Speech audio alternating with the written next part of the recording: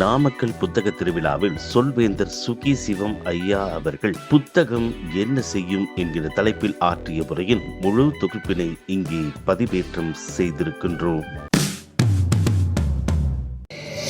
நாமக்கல் என்ற உடனே நினைவுக்கு வருவது மூன்று முக்கியமான செய்திகள். ஒன்று, நாமக்கல் கவிஞரை நாடு மறக்க முடியாது. இந்த நாட்டின் எளிய தமிழில் அரிய பொருளை பாடி கோடிக்கணக்கான மக்களுடைய உள்ளத்தில் இடம் பிடித்த நாமக்கல் கவிஞருடைய தமிழ்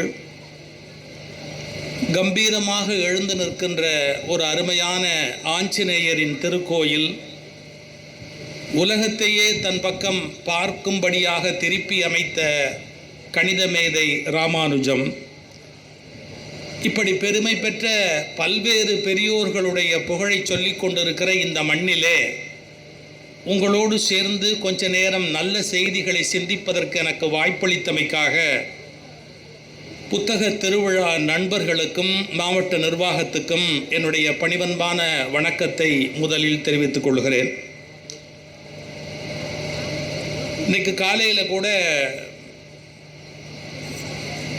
நாமகிரி தாயாருடைய திருக்கோயிலுக்கு சென்று தரிசனம் செய்துவிட்டு தான் வந்தேன். மனிதன் தன்னுடைய அறிவை கொண்டு கல்வியை கொண்டு எத்தனையோ காரியங்களை சாதித்தாலும் மனித சக்திக்கு அப்பாற்பட்ட அமானுஷ்யமான காரண காரியங்களால் விளக்கப்பட முடியாத சில உண்மைகள் இந்த உலகத்தில் இருந்து கொண்டே இருக்கும்.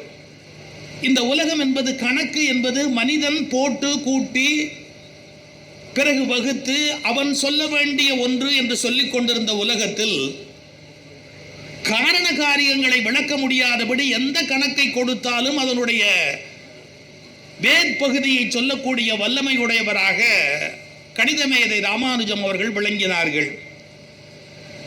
அவரிடத்தில் காரணம் கேட்கிறார்கள். நீங்கள் இப்படி சொல்லுகிறீர்களே, இதற்கு என்ன, எப்படி உங்கள் மூளை வேலை செய்கிறது, எப்படி இவ்வளவு விரைவாக நீங்கள் விடைகளை கண்டுபிடிக்கிறீர்கள் என்று கேட்டபோது அவர் சொன்ன ஒன்றே ஒன்று, எனக்கு தெரியாது, நாமகிரி தாயாருடைய கருணை என்று முடித்து விட்டார். மனம் ஏதோ ஒன்றில் லயித்து ஒரு வித்தியாசமான ஆற்றலை பெறுவதற்கு அந்த மனத்தின் அதிர்வலைகளில் சில அற்புதமான மாற்றங்களை ஏற்படுத்துவதற்கு நாம் வகுத்து வைத்திருக்கிற அறிவுக்கு அப்பாற்பட்ட ஒரு ஆற்றல் இந்த உலகத்தில் இயங்கிக் கொண்டே இருக்கிறது. நம்முடைய கணக்கு வழக்குக்குள் அது வராது. இப்ப முதல்ல இதுல இருந்து ஆரம்பிக்கிற கணக்கு வழக்கு நம்ம சொல்றோமே, அது எதை குறிக்கும் தெரியுமா? கணக்குன்னு ஒண்ணு போட்டாலே வழக்குன்னு ஒண்ணு வந்துடும் அப்படிங்கிற அர்த்தத்துல கணக்கு வழக்கு அப்படின்னு அர்த்தமா? கணக்கு கொடுத்தா வழக்கு வருமா, கணக்கு கொடுக்காட்டி வழக்கு வருமா? அது அதை விட நுட்பமான விஷயம்.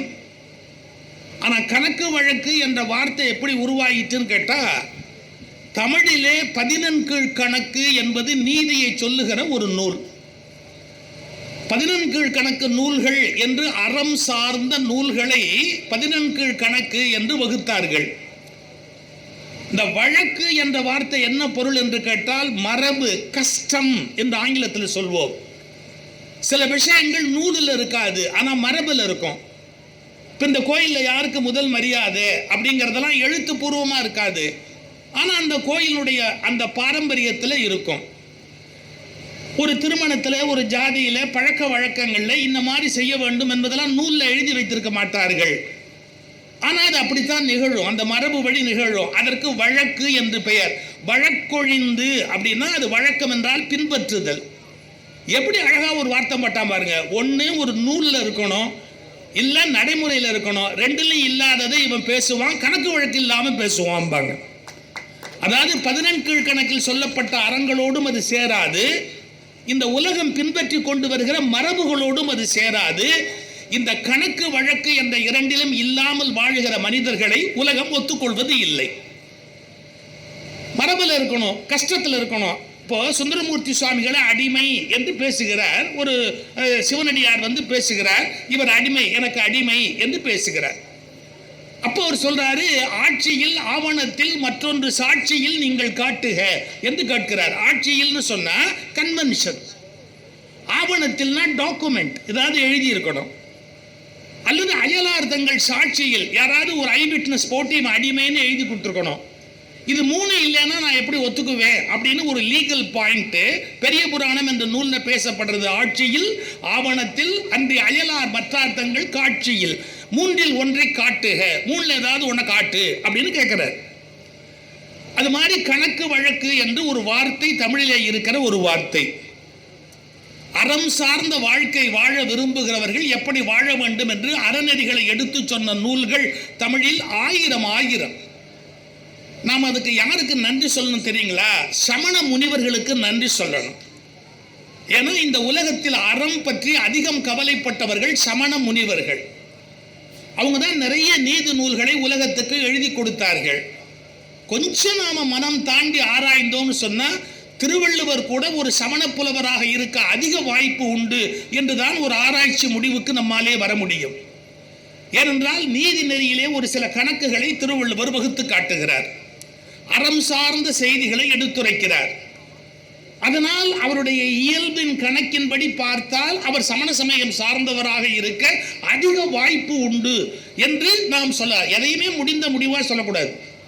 இதுதான் அப்படின்னு நம்மளால தீர்மானிக்க முடியாது. கண்டிப்பாக அது அப்படியே மாறி இருப்பதற்கு எவ்வளவோ வாய்ப்பு இருக்கிறது. அது ஒரு புறத்தில் இருக்கட்டும். ஆனாலும் அறம் சார்ந்த சிந்தனைகளை படிப்பது என்பது நம்முடைய ஒரு நல்ல பழக்கம். அதற்கு பள்ளிக்கூடம்னு தொடங்கணும், கல்வின்னு தொடங்கணும். இந்த புஸ்தகத்தெல்லாம் நாம் படிக்கணும் அப்படிங்கிறதுக்காகத்தான் ஒரு கல்வி வளாகத்திலேயே இந்த நூலகத்தை நூற்காட்சியை நடத்துகிறோம்னு நினைக்கிறேன். நம்ம படிக்கணும் அப்படிங்கிற எண்ணம் வர வேண்டும் என்பதற்காக. ஆனால் நம்முடைய மக்களுக்கு படிப்பதற்கு பொறுமை ரொம்ப குறைச்சல். படிப்பதற்கு எதுக்கு சொல்லணும்? நம்ம மக்களுக்கு பொறுமை ரொம்ப குறைச்சல். மொத்தமாக சொல்லாமே. அதில் என்ன ஆச்சரியம் தெரியுங்களா? பொறுமை வேண்டாத விஷயத்தில் இருக்கும், பொறுமை வேணுங்கிற விஷயத்தில் இருக்காது. ஒரு கியூவில் நின்று பஸ்ஸில் போகலாம் அப்படின்னா அதில் பொறுமை இருக்காது. ஒரு வரிசையில் நின்று ஒரு கொடுக்குற பொருளை வாங்கலாம் அப்படிங்கிறதுல பொறுமை இருக்காது. ஆனால் டிவி சீரியலில் எவ செத்தான்னு பார்க்கறதுக்கு 2 மாசமா காத்திருப்பாங்க. எவ கூட ஓடி போனாங்க அப்படிங்கிறத தெரிஞ்சுக்கிறதுக்கு 2 வருஷமா காத்திருப்பாங்க. அதாவது பொறுமையா இருக்க வேண்டிய விஷயத்துல பொறுமையா இல்லை, பொறுமையா இருக்க வேண்டாத விஷயத்துல பொறுமையா இருக்கிறது. இது ஒரு பெரிய ஆச்சரியமான கொடுமை. அப்படி நூல்களை சவுண்ட் குறைச்சு வைங்க. நூல்களை தேர்ந்தெடுத்து படிப்பது அப்படிங்கிறது ஏன்? புத்தகம் என்ன செய்யும்? அதான் எனக்கு தலைப்பு. புத்தகங்கள் படிக்கிற போது நம்முடைய அறிவு வளரும். ஒருத்தர் கேட்டார், இருந்தால் தானே சார் வளரத்துக்கு, இல்லவே இல்லைன்னா அவன் என்ன பண்ணுவான் அப்படின்னு கேட்டார். எல்லாருக்குமே இறைவன் அறிவு கொடுத்திருக்கிறான். யாருக்கு அறிவு கொடுக்கல? பெண்ணுக்கு ஞானத்தை வைத்தான், புவி பேணி வளர்த்திடும் ஈசன், மண்ணுக்குள்ளே சில மூடர் அந்த மாதர் அறிவை கெடுத்தார். பாரதி பாடுறார். எல்லாருக்குமே அறிவு உண்டுங்க. சில பேர் பயன்படுத்துவாங்க, சில பேர் பயன்படுத்த மாட்டாங்க. இது எதுக்கு? நம்ம இந்த கார் பயன்படுத்தாமல் இருந்தால் செகண்ட் ஹேண்ட் விற்கிற போது கொஞ்சம் கூடுதல் விலைக்கு போகும். இவங்க மூளையெல்லாம் இன்னொருத்தருக்கு விற்றோம்னா கொஞ்சம் கூடுதல் விலைக்கு விற்கலான்ற ஐடியாவில் அதை அதிகமாக பயன்படுத்தாமல் வேணால் சில பேர் வச்சுருப்பாங்க. ஆனால் யாருக்குமே ஒரு விஷயத்தில் அறிவு இல்லாமல் இல்லை. அதுக்குரிய வாய்ப்பு கொடுக்கணும், படிக்கிறதுக்குரிய வாய்ப்பு கொடுக்கணும். கல்கி கிருஷ்ணமூர்த்தின்னு ஒரு எழுத்தாளர் இருந்தார். அவர் ஒரு சிறுகதை எழுதியிருந்தார். ரொம்ப அபூர்வமான ஒரு கதை அது. மாணவிகளுக்கு ஆசிரியை பாடம் நடத்தி கொண்டிருக்கிறார் வகுப்புல. அதுல எந்த அபூர்வமும் இல்லை. மாணவிகளுக்கு ஆசிரியை பாடம் நடத்தி கொண்டிருக்கிறார். அப்போ மாணவிகள் ஒருத்தி சொல்றா, மேடம் போர் அடிக்குது, வேற ஏதாவது விஷயம் பேசுங்க இன்ட்ரெஸ்டிங்கா, கிளாஸ்ல பாடம் ரொம்ப போர் அடிக்குது அப்படின்னு. உடனே அவங்க சொல்றாங்க, நான் உங்களுக்கு ஒரு கதை சொல்லட்டுமா அப்படின்னு கேட்டு ஒரு கதை சொல்ல ஆரம்பிக்கிறாங்க. அந்த காலத்தில் பெண்களுக்கு என்ன கொடுமைன்னு கேட்டால் 7 வயசுல 8 வயசுல திருமணம் பண்ணி வைப்பாங்க. இந்த குழந்தை திருமணம் என்பது அக்கிரமத்தில் பெரிய அக்கிரமம். ஒரு பெண்ணினுடைய அதுலேயும் 7 வயசுல திருமணம் பண்ணி வச்சு 8 வயசுல விதவையான பெண்கள் எவ்வளவோ பேர் இருக்கிறாங்க.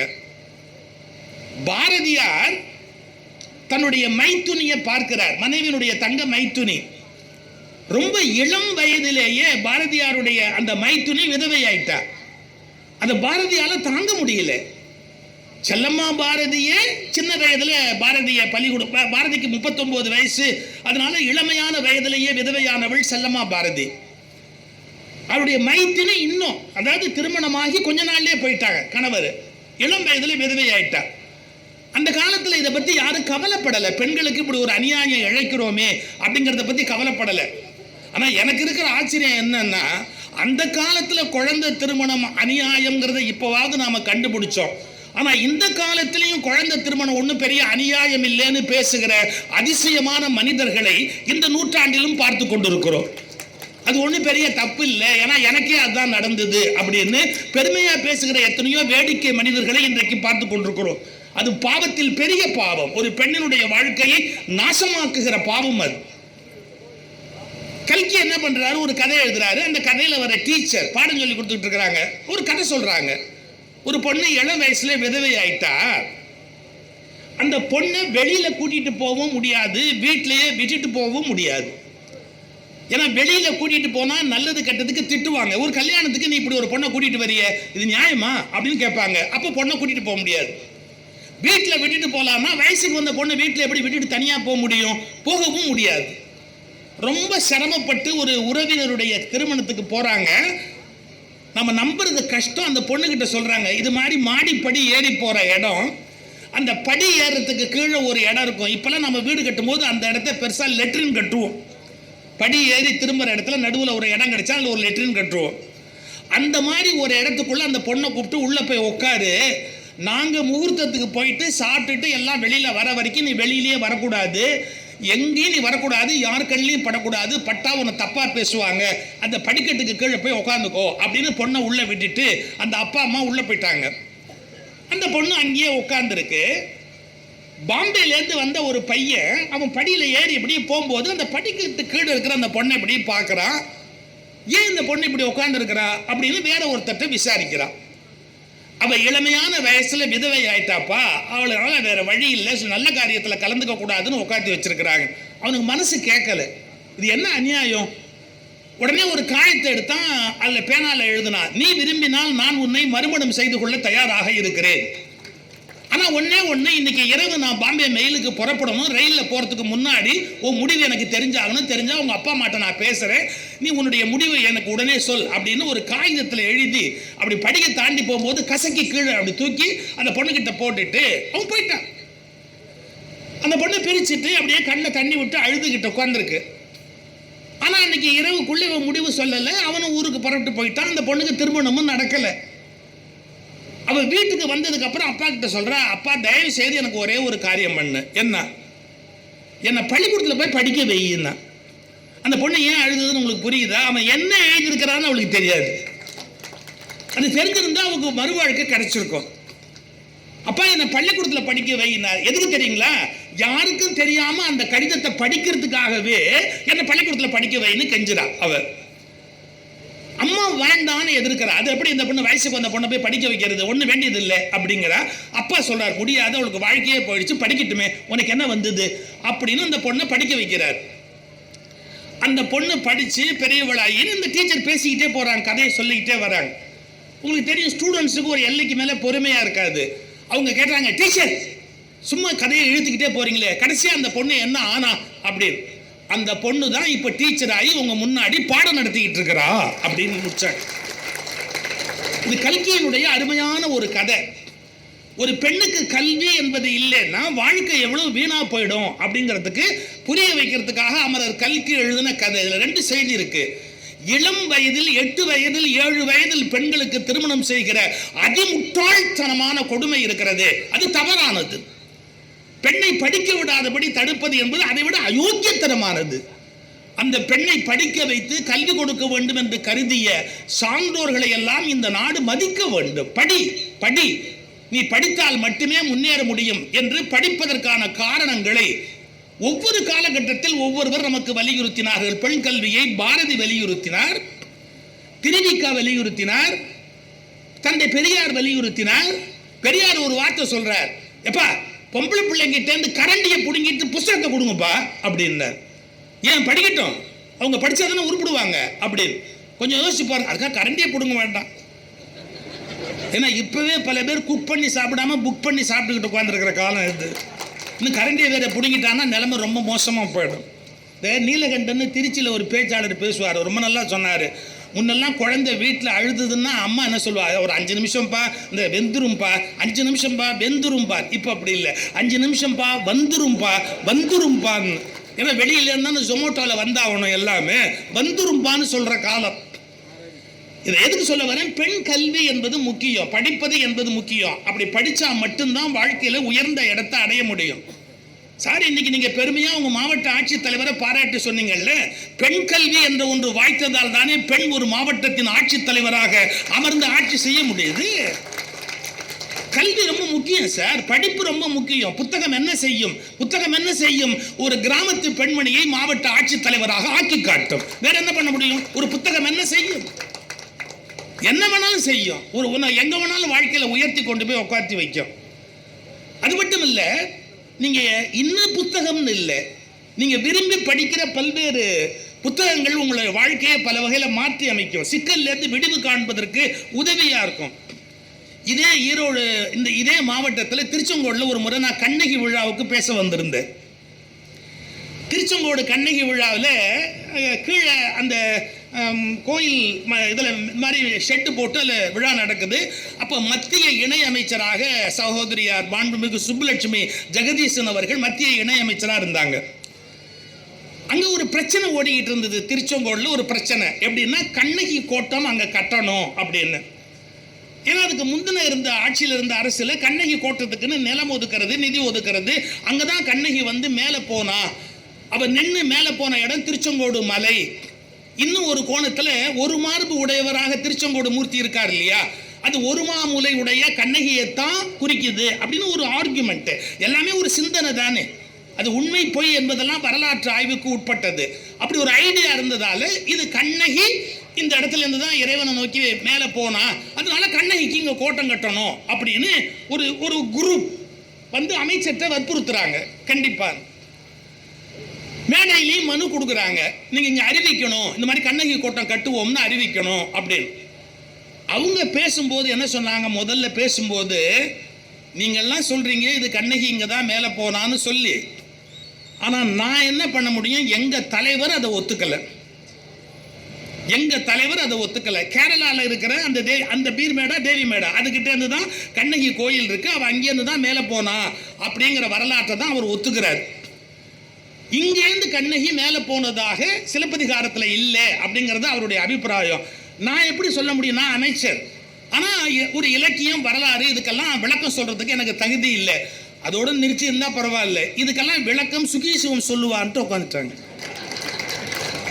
ஏன்னா நான் அந்த தொகுதியில் நிற்க போறது இல்லை, அவங்க தொடர்ந்து நிற்கணும், நான் அந்த தொகுதியில் நிற்க வேண்டிய அவசியம் இல்லைல்ல. என்ன மாட்டி விட்டுட்டு இதுக்கு விளக்கங்கள் அவர் சொல்லுவார்ன்ட்டு உட்காந்துட்டாங்க. பதறிட்டுனா அதான் அடிபட்டாலும் சொந்த ஊரில் அடிபடலாமே ஒழி அடுத்த ஊரில் போய் அடி வாங்கலாமா, இது என்னடா நமக்கு பிரச்சனையா போச்சு அப்படின்ட்டு. நல்ல வேளை நான் சிலப்பதிகாரம் படித்ததால தப்பிச்சேன். எப்படி உடனே அங்கே சொன்ன சிலப்பதிகாரம் புத்தகத்தை கொண்டாங்க அப்படின்னு. சிலப்பதிகார புத்தகத்தை நீங்கள் ஏற்கனவே படிச்சிருந்தாதான் அதை எப்படி கரெக்டாக நிறுவ முடியுங்கிறது உங்களுக்கு தெரியும். நான் லாவும் படித்தவன், ஆனால் எதையும் சரியாக படித்தேனான்னு கேட்காதீங்க, லாவும் படித்தவன். அதில் அந்த அந்த ஆர்குமெண்ட்டை கரெக்டாக வைக்கணும். நான் என்ன சொன்னேன், நீங்கள் எப்படி கண்டுபிடிக்கணும்னு கேட்டால், மதுரையில் கண்ணகி சபதம் பண்ணுறா, அதுக்கப்புறமா அவன் கால்நடையாக நடந்து வருகிறாள். அப்படி கால்நடையாக நடந்து வரும்போது இளங்கோடிகள் என்ன எழுதுகிறார், வைகை நதிக்கரை ஓரமாக நடந்து வந்தாள் அப்படின்னு எழுதுறாரு. ஏன்னா நீங்கள் ஒரு காட்டிலேயே நீங்கள் போயிட்டீங்கன்னா கூட உங்களுக்கு பாதை தவறி போயிட்டா உங்களுக்கு கற்றுக் கொடுக்குற முதல் விஷயம் என்னன்னா, அங்கே ஏதாவது நீர் ஓடை ஓடும் என்றால் அதன் கரையோரமாக நடந்து போ. இது வந்து இன்னைக்கு இல்லைங்க, அமேசான் காட்டில் போய் நம்ம சிக்கிட்டா கூட ஒரு நதிக்கரை ஓரமாக நடந்து போனால் எங்கேயாவது ஒரு குடியிருப்பை கண்டுபிடிக்கலாம். இது வந்து நதி வழியாக நடந்து போகிற போது தான் ஒரு பாதை தெரியாதவர்கள் ஒரு இடத்தை கண்டுபிடிக்க முடியும். இதை இளங்கோடிகள் சொல்றார், கண்ணகி அந்த வைகை கரை ஓரமா நடந்து போனா அப்படின்னு எழுதுறாரு. நான் திருச்செங்கோடு மக்களை பார்த்து ஒரு கேள்வி கேட்டேன், வைகை உங்க ஊர்ல ஓடுதாப்பா, வைகை உங்க ஊர்ல ஓடுதாப்பா? இல்லை நாங்க அப்ப இங்க வரலப்பா. ஏன்னா உண்மையை சொல்லணும், பொய் சொல்ல முடியாது. அவங்க ரொம்ப கோபத்தில் இருக்கிறாங்க, இங்கே கட்டணும் அப்படிங்கிற ஐடியாவில். வைகை வழியாக நடந்து போனான்னு பாட்டில் இருக்கு, பாட்டை எடுத்து படித்தேன். அவள் வைகை ஆத்தங்கரையை ஒட்டியே நடந்து போறா அப்படிங்கிற குறிப்பு இருக்குது. திருச்செங்கோடு கிட்ட வைகை வருதாப்பா? வரல. அப்போ இங்கே வரலப்பா. இப்போ நல்ல வேளை நான் சிலப்பதிகாரம் படித்ததால தான் அன்னைக்கு அடிபடாமல் தப்பிச்சு. புத்தகம் என்ன செய்யும்னு கேட்குறீங்க இல்லையா? அடி வாங்காமல் காப்பாற்றும் என்பதற்கு புத்தகம் என்ன வேண்டுமானாலும் செய்யும். ஆனால் சொல்லிட்டு அதுதான் அடுத்தது நம்ம வேலையை காமிச்சேன். அமைச்சர் பக்கம் திரும்பின. ஆனால் ஒன்றும் தப்பு இல்லை, நீங்கள் ஒரு கண்ணையை கோட்டை இங்கே கட்டி கொடுக்கலாம், அப்போ தான் அடுத்த எலெக்ஷன் ஜெயிக்க முடியும்னு. அது உங்கள் பிரச்சனை, நீங்கள் தொகுதி மக்களை கவனிச்சுக்கணும், அது வேற சமாச்சாரம். ஆனால் கண்ணையை இங்கே வரல. ஏன்னா நாம் என்ன அதை எப்படி கண்டுபிடிக்கலாம்னா அதுக்குரிய ரூட் கண்டுபிடிக்கணும். சார் இப்போ கூட சார் சுப்ரீம் கோர்ட்டில் ராமர் கோயிலை பற்றி பிரச்சனை வந்தது இல்லையா? அதில் ஒரு குறிப்பு இருக்கு. ஸ்கந்த புராணத்தில் ஒரு ரெஃபரன்ஸ் வருது. அந்த ரெஃபரன்ஸை ஒருத்தர் கோட் பண்ணி தான் இந்த புஸ்தகத்தில் இந்த இடத்துல இதை பற்றிய இந்த குறிப்பு இருக்கு அப்படிங்கிறத சொல்லி தான் ஜட்ஜஸை கன்வின்ஸ் பண்றாரு. நான் இது நியாயப்படுத்துறேன்னா இல்லையான்னு என்ன கேட்காதீங்க. ஆனால் புத்தகங்களில் இருந்து தான் நீங்கள் சில உண்மைகளை தேடி கண்டுபிடிக்க முடியும். ஏன்னா வரலாறு எழுதியிருப்பாங்க, காவியமாக எழுதியிருப்பாங்க, கொஞ்சம் கற்பனையாகவும் எழுதியிருப்பாங்க. அதில் எந்த டவுட்டுமே கிடையாது. எல்லா கவிஞருமே கொஞ்சம் கற்பனையாக எழுதுவார்கள், கொஞ்சம் மிகையாக எழுதுவார்கள். சார் எந்த கவிஞன் மிகையாக எழுத மாட்டான்? இன்னைக்கு நேற்றுக்கு இல்லை, சாதாரணமாக நம்ம வீடுகளில் பாடுற தாலாட்டு பாட்டில் கூட குழந்தை அழுத கண்ணீர் ஆராய் பெருகி வரேன்னாங்க. குடிநீர் திட்டமே போட வேண்டிய அவசியமே கிடையாது. சும்மா 2 கிள்ளி விட்டா போகிறோம், அது பாட்டுக்கு ஆராய் பெருகி வர நம்ம பாட்டுக்கு இந்த பக்கமாக எடுத்துகிட்டு போயிட்டே இருக்கலாம். பாசிபிள் அது? அந்த புள்ள 2 சொட்டு கண்ணீர் விட்டுருந்தா அதுவே பெரிய ஆச்சரியம். அதுவே கூட அம்மா பாடினதுனால கூட அழுதுருக்கலாம். அதுக்கும் பாசிபிலிட்டி இருக்கு. இந்த குழந்தை அழுதுன்னு சொல்லும் போது அந்த தாய் பாசம், அழுத கண்ணீர் ஆராய் பெருகி வர, அதில் யானை குளித்தேற, குதிரை குளித்தேற, அடேங்கப்பா, புழுகுனா புழுகு, அதுக்கு ஒரு எல்லை கிடையாத புழுகு. எந்த லிட்ரேச்சர்லையுமே எக்ஸாஜரேஷன்ங்கிறது இருக்கும், மிகைப்படுத்துதல் என்பது இருக்கும். ஒரு புலவர் எழுதும் போது உண்மையிலேருந்து கொஞ்சம் டீவியேட் ஆகி போகிறது இருக்கும். அதனால புலவரை 100க்கு 100 நாம் அப்படியே வரலாற்று சான்றா எடுத்துக்க முடியாது. ஆனாலும் சில வரலாற்று உணர்வுகளை நீங்கள் பெற வேண்டும் என்றால் புத்தகம் உங்களுக்கு என்ன செய்யும்? வரலாற்றை கற்றுக் கொடுக்கும். ஹிஸ்டரி அப்படிங்கிறது கற்றுக் கொடுக்கும். இப்போ ராஜராஜ சோழனுடைய ஆட்சி என்பது ஒரு தலை சிறந்த ஒரு ஆட்சின்னு வர்ணிக்கிறாங்க ராஜராஜ சோழனுடைய ஆட்சியை. ஏன்? அதாவது காவிரி வருது, காவிரி வழியெல்லாம் காடா இருக்கு. இந்த காடு திருத்தி அவற்றை நாடா மாற்றணும். உங்களுக்கு தெரியும் எவ்வளோ கஷ்டமான விஷயம். நகரங்களை உருவாக்கி கொண்டு போவது அப்படின்னா எவ்வளோ கஷ்டமான விஷயம். அவன் அதுக்கு ஒரு ஈஸியான ஒரு ஸ்கீம் கண்டுபிடிக்கிறார் ராஜராஜ சோழர். அவர்னு சொல்லணும், கண்டுபிடிக்கிறார். எப்படி கண்டுபிடிக்கிறாரு? முதல்ல அங்கே தானமா ஒரு நிலம் கொடுக்கறது ஒருத்தருக்கு. அந்த தானமான நிலத்தை கொடுத்துட்டு 8 ஆண்டுகளுக்கு 9 ஆண்டுகளுக்கு வரி கிடையாது அப்படின்னு அறிவிக்கிறது. அப்புறம் அவர் அங்கே போய் செட்டில் ஆன உடனே எங்க ஒத்த மனுஷன் ஒரு காட்டில் போய் உட்காந்துருப்பானே. அப்படி தானம் பெற்று அந்த இடத்துக்கு போனவர் என்ன பண்ணுவாரு? 10 பேர் துணை இருந்தால் தானே அவர் பாதுகாப்பாக இருப்பாரு.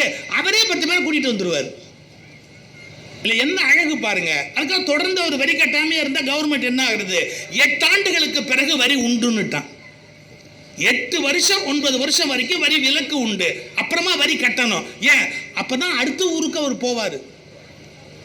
இந்த காட்டை நகரமாக்கிட்டு அடுத்த ஊருக்கு போயிடுவாரு.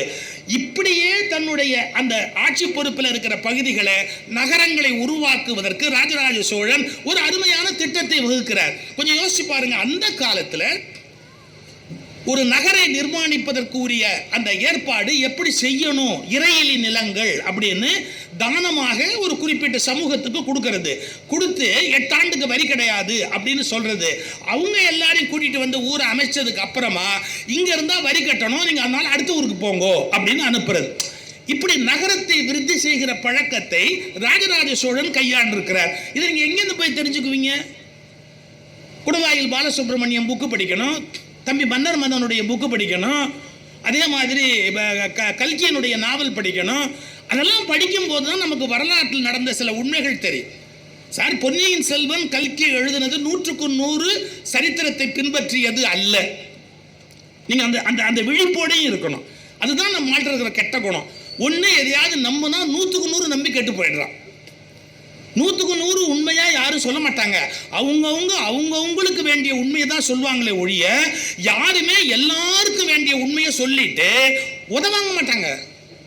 நீங்க எல்லாருக்கும் வேண்டிய உண்மையை சொன்னீங்கன்னா யாருக்குமே உங்களுக்கு பிடிக்காம போயிடும். இது உலகத்தோட இயற்கை. கல்கி எப்படி கொண்டு போறாரு, அந்த கதையை வேற மாதிரி கொண்டு போறாரு. ஆனா பொன்னியின் செல்வன் நீங்க படிச்சீங்கன்னா அந்த காலத்து ராஜராஜ சோழனுடைய, அந்த காலத்து சோழ மண்டலத்தினுடைய வாழ்க்கையின் சுகத்தை ஒரு எழுத்து மூலமா நீங்க அனுபவிக்கலாம். இப்ப எதுக்கு சொல்ல வர, ஒரு நாவல் படிச்சா கூட, ஒரு சரித்திர நாவல் படிச்சா அந்த காலத்தினுடைய அனுபவத்தையும் சுகத்தையும் நம்மாலே பெற முடியும். அதனால படிக்கிற பழக்கத்தை ஒரு மனிதன் ஏற்படுத்தி கொள்ள வேணும். நாவலா இருந்தாலும் சரி, ஒவ்வொரு ஏஜ்ல ஒன்னொன்னு பிடிக்கும். ஒரு 20-22 வயசு வரும்போது ஒரு மனிதனுக்கு பாலகுமாரனுடைய நாவல் பிடிக்கும், ரமணிச்சந்திரனுடைய நாவல் பெண்களுக்கு பிடிக்கும், ஜெயகாந்தனுடைய நாவல் சில பேருக்கு பிடிக்கும், ஜெயமோகன் எழுத்து சில பேருக்கு பிடிக்கும், எஸ்ராவுடைய புத்தகங்கள் சில பேருக்கு பிடிக்கும். ஏன்னா ஒரு வரலாறு உலகத்தை முழுக்க அப்படி போய் இப்படி சுற்றி பார்த்துட்டு வர ஒரு அனுபவத்தை எஸ்ரா ஏற்படுத்துவார். அப்படி ஒவ்வொருத்தட்டும் ஒவ்வொரு குணம் இருக்கு. உங்களுக்கு என்ன தேவையோ அதை முதல்ல தேடி படிக்கணும். ஆனால் அதன் பிறகு படித்ததை கொண்டு ஆராய்ந்து எது உண்மை எது பொய் என்று பிரித்து கண்டுபிடிக்க தெரியவன். அதுக்கு என்ன பண்ணணும்னு நினைக்கிறீங்க? தொடர்ந்து படிக்கணும். ஒரு சம்பந்தமான புஸ்தகம்னு சொன்னால் அதை தொடர்ந்து படிக்கணும். சொல்றேன்னு கோச்சுக்காதீங்க, கல்யாண பத்திரிகை கொடுத்தாலே நம்ம ஆளுக்கு படிக்கிறதுக்கு பொறுமை இல்லை. நீங்க வேணா யார் வீட்லயே கல்யாண பத்திரிகை கொடுங்களேன், வாங்க கல்யாணமா யாருக்கு, இதை கேட்காதேன்னு தானே உனக்கு அச்சடிச்சு கொண்டாந்து கையில் கொடுத்தான். அதை பிரிக்க கூட மாட்டான். எத்தனாம் தேதி கல்யாணம்? 16ஆம் தேதி. 16ஆம் தேதியா? முகூர்த்தம் காலையில் 7லேருந்து 8:30. எங்க? இது எல்லாம் அச்சடிச்சிருக்கான். பத்திரிகையில் போட்டிருக்காங்க இல்லை, மண்டபத்தில் தாங்கள் மொய்யோடு வந்திருந்து எல்லாம் போட்டிருக்கிறேன். இப்போ லேட்டஸ்ட் டெக்னிக்கு காலம்பர பிரேக்ஃபாஸ்ட் என்ன அப்படிங்கிறது உட்பட போடுறது கல்யாண பத்திரிகையில், டிஃபன் என்ன அப்படிங்கிறது உட்பட எல்லாம் போடுறது. இப்போ அதை விட ரொம்ப லேட்டஸ்ட் டெக்னிக்கு மொய்க்கு கவுண்டர் வச்சு அது கவுண்டிங் மிஷின் வச்சு வாங்குறது. கரெக்டு, என்னமோ நடந்துட்டு போட்டோம். ஆனால் ஒரு பத்திரிகை கொடுக்குறான், படிக்கலாமா இல்லை சார்? நீங்கள் ஒரு மருந்து சாப்பிட்றதுக்கு முன்னாடியும் மருந்து பாட்டிலில் ஒரு லிட்ரேச்சர்னு உள்ளே இருக்கும், படிக்கணும் சார். இது யார் யாருக்கு அலர்ஜி, யார் யாருக்கு என்னென்ன பண்ணும் அப்படிங்கிறது அதுக்குள்ளே இருக்கும். அதே என்னமோ நம்ம தங்க ஆஸ்பத்திரி டாக்டர் தான் படிக்கணும்னு முடிவு பண்ணாதீங்க, நாமளும் படிக்கணும். ஒரு சிறப்பு மாதிரி ஒன்றை குடிச்சுட்டு அப்படின்ட்டு திடீர்னு குதிக்க ஆரம்பிச்சான். ஏன்டா குதிக்கிறேன்னா, குலுக்கிட்டு குடின்னு இப்போ தான் சார் படித்தேன், நான் குலுக்காமையே நான் சாப்பிட்டுட்டேன் சார், அது என்ன ஆகுமோ தெரியல, அதான் குலுங்கி பார்க்குறேன். அப்படி நீ முதலையே படித்து தொலைச்சிருக்கலாமே ராஜா, அது சின்ன விஷயமா இருக்கும். மருந்து நீங்கள் குலுக்கலைன்னா மேலே அப்படியே தனியாக நின்றுடும், கீழே அப்படியே ஒரு கெட்டியாக நின்றுடும். குலுக்கிட்டு குடின்னு அதில் போட்டிருந்தான்னா பார்க்கணும். நீ 5 ml குடி, 10 ml குடி, 1 டீஸ்பூன் எடுத்துக்கோ. சார் மன்னிச்சுக்கோங்க, இன்னைக்கு நமக்கு டீஸ்பூனுக்கும் டேபிள் ஸ்பூனுக்கும் வித்தியாசம் தெரியாது. டீஸ்பூன்னா என்ன, டேபிள் ஸ்பூன்னா என்ன, there is a difference. எல்லாத்தையும் நம்ம தெரிஞ்சு வச்சுக்கணும். அப்போ கேட்கணும் டீஸ்பூன்னா என்ன. இன்னைக்கு ஒன்று சொல்லிட்டு போட்டுமா, நமக்கு ஒன்று தெரியலேங்கிறதுக்காக தயவு செய்து வெக்கப்பட்டு சும்மா இருக்காதீங்க. 10 பேர் உயிரை எடுங்க. ஏன், நீங்க தெரியலேங்கிறத ஒரு நாள் ஒத்துக்கிட்டா அதுக்கப்புறம் வாழ்க்கையில தெரிஞ்சுக்குவீங்க. தெரியாததை தெரிஞ்ச மாதிரியா நடிச்சீங்கன்னா வாழ்க்கை முழுக்க முட்டாளாவே சாதிங்களே ஒழிய நீங்க என்னைக்குமே அறிவாளியா மாற முடியாது. எனக்கு இது தெரியாது சொல்லி கொடுக்குறியா அப்படின்னு. சார் செல்போன் இருக்குன்னு வச்சுங்களேன், எனக்கு செல்போனில் ஒரு 4-5 அப்ளிகேஷன் தான் தெரியும். என் பேத்திக்கு என் பேரனுக்கும் என்னெல்லாமோ தெரியும். அதுங்க வந்தோடனே சொல்லும், தாத்தா உனக்கு இந்த செல்ஃபோன்லாம் வேஸ்ட்டு தாத்தா அப்படின்னு. அதுக்கு பேத்தி சொல்வா, தாத்தாவே வேஸ்ட்டு. அது என்ன செல்ஃபோன் வேஸ்ட்டுன்னு தனியாக வேற சொல்கிறேன். நீ எதுக்கு தாத்தா இவ்வளோ காஸ்ட்லியான செல்ஃபோன்லாம் வச்சுருக்கிற, நீ யாராவது ஓசியில் வாங்கி கொடுத்தாங்களா என்னம்மா, உனக்கு ஒரு ஆப்புமே யூஸ் பண்ண தெரியலையா? ஆமாம் தெரியல, எனக்கு சொல்லிக் கொடு. இல்லை அலாமை எப்படி வைக்கணும், இது எப்படி வைக்கணும், அந்த மேட்டருக்கு எப்படி போகணும், அந்த இதுக்குள்ளே எப்படி போகணும். எனக்கு ஒன்றும் வெக்கம் கிடையாது. என் பேத்தி இடத்தில் நான் படிப்பதை போன்ற சந்தோஷம் இந்த உலகத்தில் வேறு எங்கு படிப்பதிலும் எனக்கு கிடைக்காது. உண்மை சார், எனக்கு ஒன்று தெரியல அப்படின்னு சொன்னா, தம்மின் தம்மக்கள் அறிவுடைமைன்னு திருவள்ளுவர் எழுதலையா? அவங்க இந்த காலத்தில் எல்லாமே தெரிஞ்சு வச்சிருக்கிறாங்க. அவங்க கிட்ட கற்றுக்கிட்டா என்ன? தயவுசெய்து தெரியாத போது தெரியலேங்கிறத சொல்லுங்க, அதை மறைச்சிடாதீங்க, வாழ்க்கையை வீணாக்கிடாதீங்க. எந்த செய்தியாக இருந்தாலும் கல்வி அப்படிங்கிற படிப்பு புத்தகங்கள் மூலமாக நமக்கு கிடைக்கிறது. அதான் திருவள்ளுவர் எழுதினார், கண்ணுடையோர் என்போர் கற்றோர். இந்த உலகத்தில் படித்தவன் யார் தெரியுமா? கண்ணு உள்ளவன்னா யார் தெரியுமா? கண்ணுடையோர் என்போர் கற்றோர், மற்றவர் முகத்திரண்டு புண்ணுடையோர்.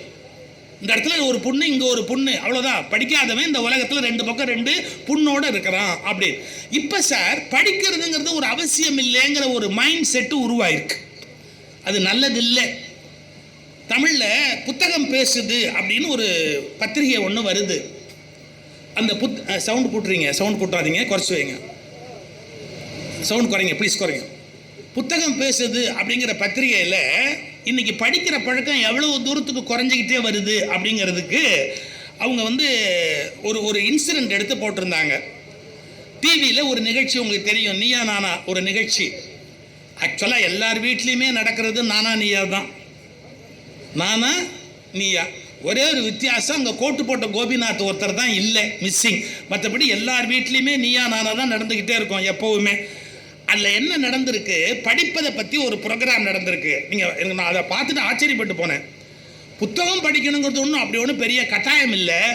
அது மனசை கூட கெடுத்துடும், தவறான எண்ணங்களை கூட ஏற்படுத்தும். அதான் டிவியில் பார்த்தாலே எல்லா நியூஸும் தெரியுது, ஃபோனில் பார்த்தாலே எல்லா நியூஸும் தெரியுது. இதுக்கு மேலே புத்தகம் படிக்கணுமா? புத்தகத்தில் எத்தனையோ ஆபாசமான புத்தகமெல்லாம் இருக்குது, அதெல்லாம் படித்து இப்போ என்ன ஆக போகுது?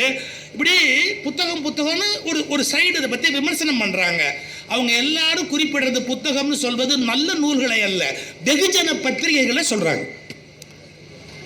வெகுஜன பத்திரிகையை படிக்கிறது அப்படிங்கிறது ஆரம்ப கட்ட படிப்பு தான். நான் இன்னொன்று கூட சொல்கிறேன், தேசம் கோச்சிக்காதீங்க. புத்தக கண்காட்சியில் விற்பனையில் உங்களுக்கு சமைத்துப்பார் புக்கு அதிகமாக விற்கும். ஆனால் யாருமே சமைச்சு பார்க்குறதுல தான், புக் பண்ணி சாப்பிட்ற போது அப்புறம் எங்கேயும் சமைச்சு பார்க்குறது. ஆனாலும் சமைத்துப்பார் புத்தகம் ரொம்ப விற்கும். அது ஆண்கள் வேற வாங்கிட்டு போனோம். ஏன்னா நல்ல சாப்பாடு வேணும்னா அது நல்லது தானே, இல்லை இன்னும் கெட்டு போகலையே சார். அது பெரிய விற்பனை அல்ல. நாவல் விற்கிறது பெருமை தான், நான் இல்லைன்னு சொல்லலை. ஆனால் நாவல் விற்கிறது கூட ரெண்டாவது நிலைமை தான். ஒரு நாடு அறிவாளியான நாடாக மாறுகிறதுங்கிறதுக்கு என்ன அடையாளம் தெரியுங்களா? கட்டுரை புத்தகங்கள் விற்பனை கூடுதலானால் மட்டும்தான் ஒரு நாடு அறிவாளியான நாடாக மாறுகிறது என்று பொருள். கட்டுரை புத்தகங்களை பொறுமையாக படிக்கிற பழக்கம் எத்தனை தமிழர்களுக்கு இருக்கிறது? கட்டுரை புத்தகத்தில் தான் நீங்கள் பல உண்மைகளை புரிஞ்சுக்க முடியும். எம்.எஸ். உதயமூர்த்தியோட எண்ணங்கள் தமிழ்நாட்டே புரட்டி போட்டுச்சு சார் ஒரு காலத்தில். அது வரைக்கும் தமிழ்நாட்டு பத்திரிகைகளில் வராத ஒரு விஷயம் எம்.எஸ். உதயமூர்த்தி எண்ணங்கள் அப்படிங்கிறத எழுந்ததுக்கப்புறம் மோட்டிவேஷனல் ரைட்டிங், மோட்டிவேஷனல் ஸ்பீச்சஸ், அந்த ட்ரைனிங் ப்ரோக்ராம்ஸ், தமிழ்நாட்டோட டோட்டல் ஸ்ட்ரக்சர் அந்த எம்.எஸ். உதயமூர்த்தின்ற ஒருத்த மனுஷனால் மாறிச்சே. எண்ணங்கள்ங்கிற புஸ்தகத்தினால எண்ணங்கள் மட்டுமே 40-50 லட்சம் காப்பி விற்றுது தமிழ்நாட்டுக்குள்ளே. நீங்கள் நம்ப கூட மாட்டீங்க, வானதி பதிப்பகத்தில் க்யூவில் நின்று புக்கு வாங்கினாங்க, க்யூவில் நின்று புக்கு வாங்கினாங்க அந்த புத்தகத்தை. அப்படி ஒரு காலம் நடந்தது. நான் இது எதுக்காக சொல்ல வரேன், அந்த புத்தகம் என்பது நம்முடைய வாழ்க்கையை எவ்வளவு மாற்றி அமைக்கக்கூடியது என்பதற்கு அது ஒரு அடையாளம். அவருடைய எழுத்தை படித்து அதன் பிறகு வாழ்க்கையை மாற்றிக்கொண்டவர்கள் பல பேர். சரி, இப்போ நம்ம என்ன சொல்கிறோம், செல்ஃபோன் வந்துருச்சு, ஃபேஸ்புக் வந்துருச்சு, ட்விட்டர் வந்துருச்சு, ஆர்குட் வந்துருச்சு. இது மாதிரி சமயத்தில் நமக்கு புத்தகம் படிக்கிற ஆர்வம் குறைஞ்சி போச்சு, படித்து நம்ம என்ன போகுது அப்படின்னு தயவுசெய்து அப்படி நினைக்காதீங்க. குழந்தைங்களுக்கு இங்கேருந்து போகும்போது ஒரு கார்ட்டூன் புக்காவது வாங்கி கொடுங்க. முதல்ல அந்த ஏஜில் அது படித்தா போகிறோம். அதுக்கு பிடிச்ச மாதிரி ஏதோ ஒரு பழைய அம்புலி மாமாவில் சில கதைகள் வரும், அது மாதிரியான குட்டி கதைகள் உள்ள புத்தகத்தையாவது குழந்தைங்களுக்கு வாங்கி கொடுங்க, தவறு கிடையாது. அந்த ஹேபிட் டெவலப் ஆகிடும். அதை விட அதுக்கு அடுத்தது, எவ்வளவு பெரிய மனிதனாக வளர்ந்தாரோ அவர்கள் எப்படி புத்தகத்தால் மாறி இருக்கிறார்கள் அப்படிங்கிறத நீங்கள் பார்க்கணும். இளைய தலைமுறை பிரமிட்டோடு பார்க்கும் ஆளுமைகள் ஒருவர் விஞ்ஞானி ஐன்ஸ்டைன். அவருடைய சார்பியல் தத்துவம் விஞ்ஞான பார்வையையே புரட்டி போட்ட ஒன்று. அவர் தன்னுடைய சார்பியல் கணக்குகளுக்கான சூத்திரங்களை எழுத்தாளர் தாஸ்தோவாக்கியின் புத்தகங்களில் மறைமுகமாக எனக்கு தெரிந்ததால் தான் நான் அவற்றை கண்டுபிடிக்க முடிந்ததுன்னு எழுதுறார்.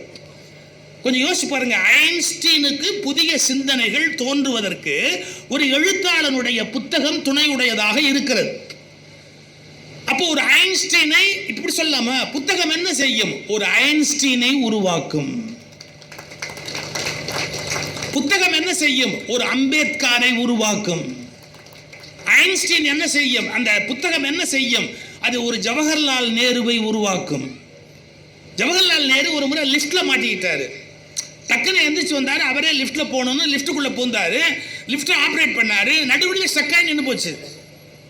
மாட்டிக்கிட்டாரு அவரு. மூச்சு முட்டுது. அதுக்குள்ள அப்புறம் ஓடி போய் பிரைம் மினிஸ்டர் எங்க என்ன ஏதுன்னு பார்த்து ஒரு வழியா லிஃப்ட்டை ரிப்பேர் பண்ணி அவர் வெளியே கூப்பிட்டு வந்தாங்க.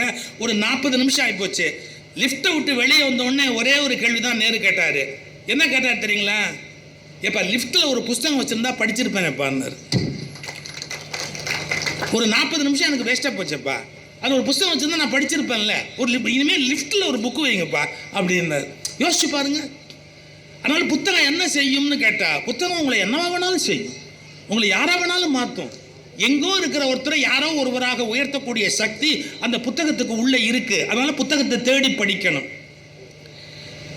நான் ஓஷோவுடைய புத்தகத்தை படிப்பதற்கு முன்பு நான் மதங்களை பற்றி வைத்திருந்த அபிப்பிராயம் வேறு. ஆனால் ஓஷோவை படிக்க ஆரம்பித்ததற்கு பிறகு மதங்களை பற்றிய என்னுடைய அபிப்பிராயம் வேறு. எனக்குள்ள நிகழ்ந்த மாற்றத்துக்கு மிகப்பெரிய தாக்கம் யாருன்னு கேட்டா ஓஷோவின் பேச்சுக்கள், பிறகு அவை புத்தகங்கள் ஆனது தான். ஏன்னா அவர் ஸ்ட்ரெயிட்டா ஒரு கேள்வி கேட்கிறாரு. என்னப்பா நீங்க ஏகப்பட்ட மதம் வச்சிருக்கிறீங்க, ஏகப்பட்ட கடவுள் வச்சிருக்கிறீங்க, எல்லா கடவுளும் மேல உட்காந்து டிபார்ட்மெண்ட் வச்சுக்கிட்டு தனித்தனியா உட்காந்து பார்க்குமா, இவன் ஏன் ஆளு இவன் ஏன் ஆளு, அவனுக்கு ஆக்சிடென்ட் ஆக போகுது, நீ வேணா காப்பாத்து நான் காப்பாற்ற மாட்டேன், அப்படிலாம் பிரிக்குமா? பிரிக்காது. இதெல்லாம் உன் அபிப்பிராயம். கடவுளை பற்றிய மனிதனுடைய அபிப்பிராயம் தான் மதங்களாக மாறின அப்படிங்கிற தெளிவை கம்ப்ளீட்டா உடைச்சிட்டார் அவர். இந்த உலகத்தில் அதற்கு முன்பு வரை என்னுடைய மனதில் இருந்த கருத்துரு வேற. ஆனால் ஓஷோவை படித்த பிறகு எனக்கு ஏற்பட்ட மாற்றமே வேற. எதுக்காக சொல்ல வரேன்? நீங்கள் நல்ல புத்தகங்களை கூர்ந்து படிக்கிற போது நெடுநாள் நீங்கள் வைத்திருந்த பல்வேறு சிந்தனைகள் உங்கள் மனதிலிருந்து மொத்தமாக மாறி போய்விடும். நான் நிறைய செய்தியாகவும் புள்ளி விவரமாகவும் சொன்னால் உங்களுக்கு போர் அடிக்கும். அதே புத்தகத்தை ரசித்து ஒரு மனுஷன் எழுதியிருக்கிறான். அது யாருங்கிறது நான் படிக்க படிக்க உங்களுக்கு தெரியும். அந்த புத்தகத்தை கவிதையில் நாம் பார்க்குற போது எவ்வளோ சுகமாக இருக்குன்னு பாருங்களேன். என்னை மணல் கருகும் பாலையில் இடுங்கள் இருப்பேன், என்னை மணல் கருகும் பாலையில் இடுங்கள் இருப்பேன், ஜீவராசி இல்லாத தீவில் இடுங்கள் கிடப்பேன், காற்றே தொடாத கிரகத்தில் விடுங்கள் உயிர்ப்பேன், ஆனால் என்னை புத்தகம் இல்லா அறையில் பூட்டுங்கள் 2 மணியில் இறந்து விடுவேன். வைரமுத்தோட கவிதை. இது எதுக்காக சொல்ல வரேன்? புத்தகம்ங்கிறது எவ்வளவு பெரிய உயிர் மூச்சுங்கிறதுக்கு அந்த ஆள் ஒரு அற்புதமான ஊமை சொல்றார். எது இல்லாமல் என்னால் இருக்க முடியும், புத்தகம் இல்லாமல் எப்படி இருக்க முடியும் அப்படின்னு.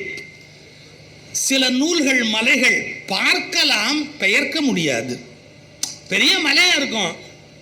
இப்போ இறையன்பு சார் புஸ்தகமே நீங்கள் பார்த்தீங்கன்னா கொஞ்சம் மலைச்சு போகிற மாதிரி இருக்கும். மூளைக்குள் சுற்றுலா அப்படின்னு எழுதியிருப்பாரு. அப்புறம் வந்து எப்படி பேசுவது அப்படின்னு எழுதியிருப்பாரு.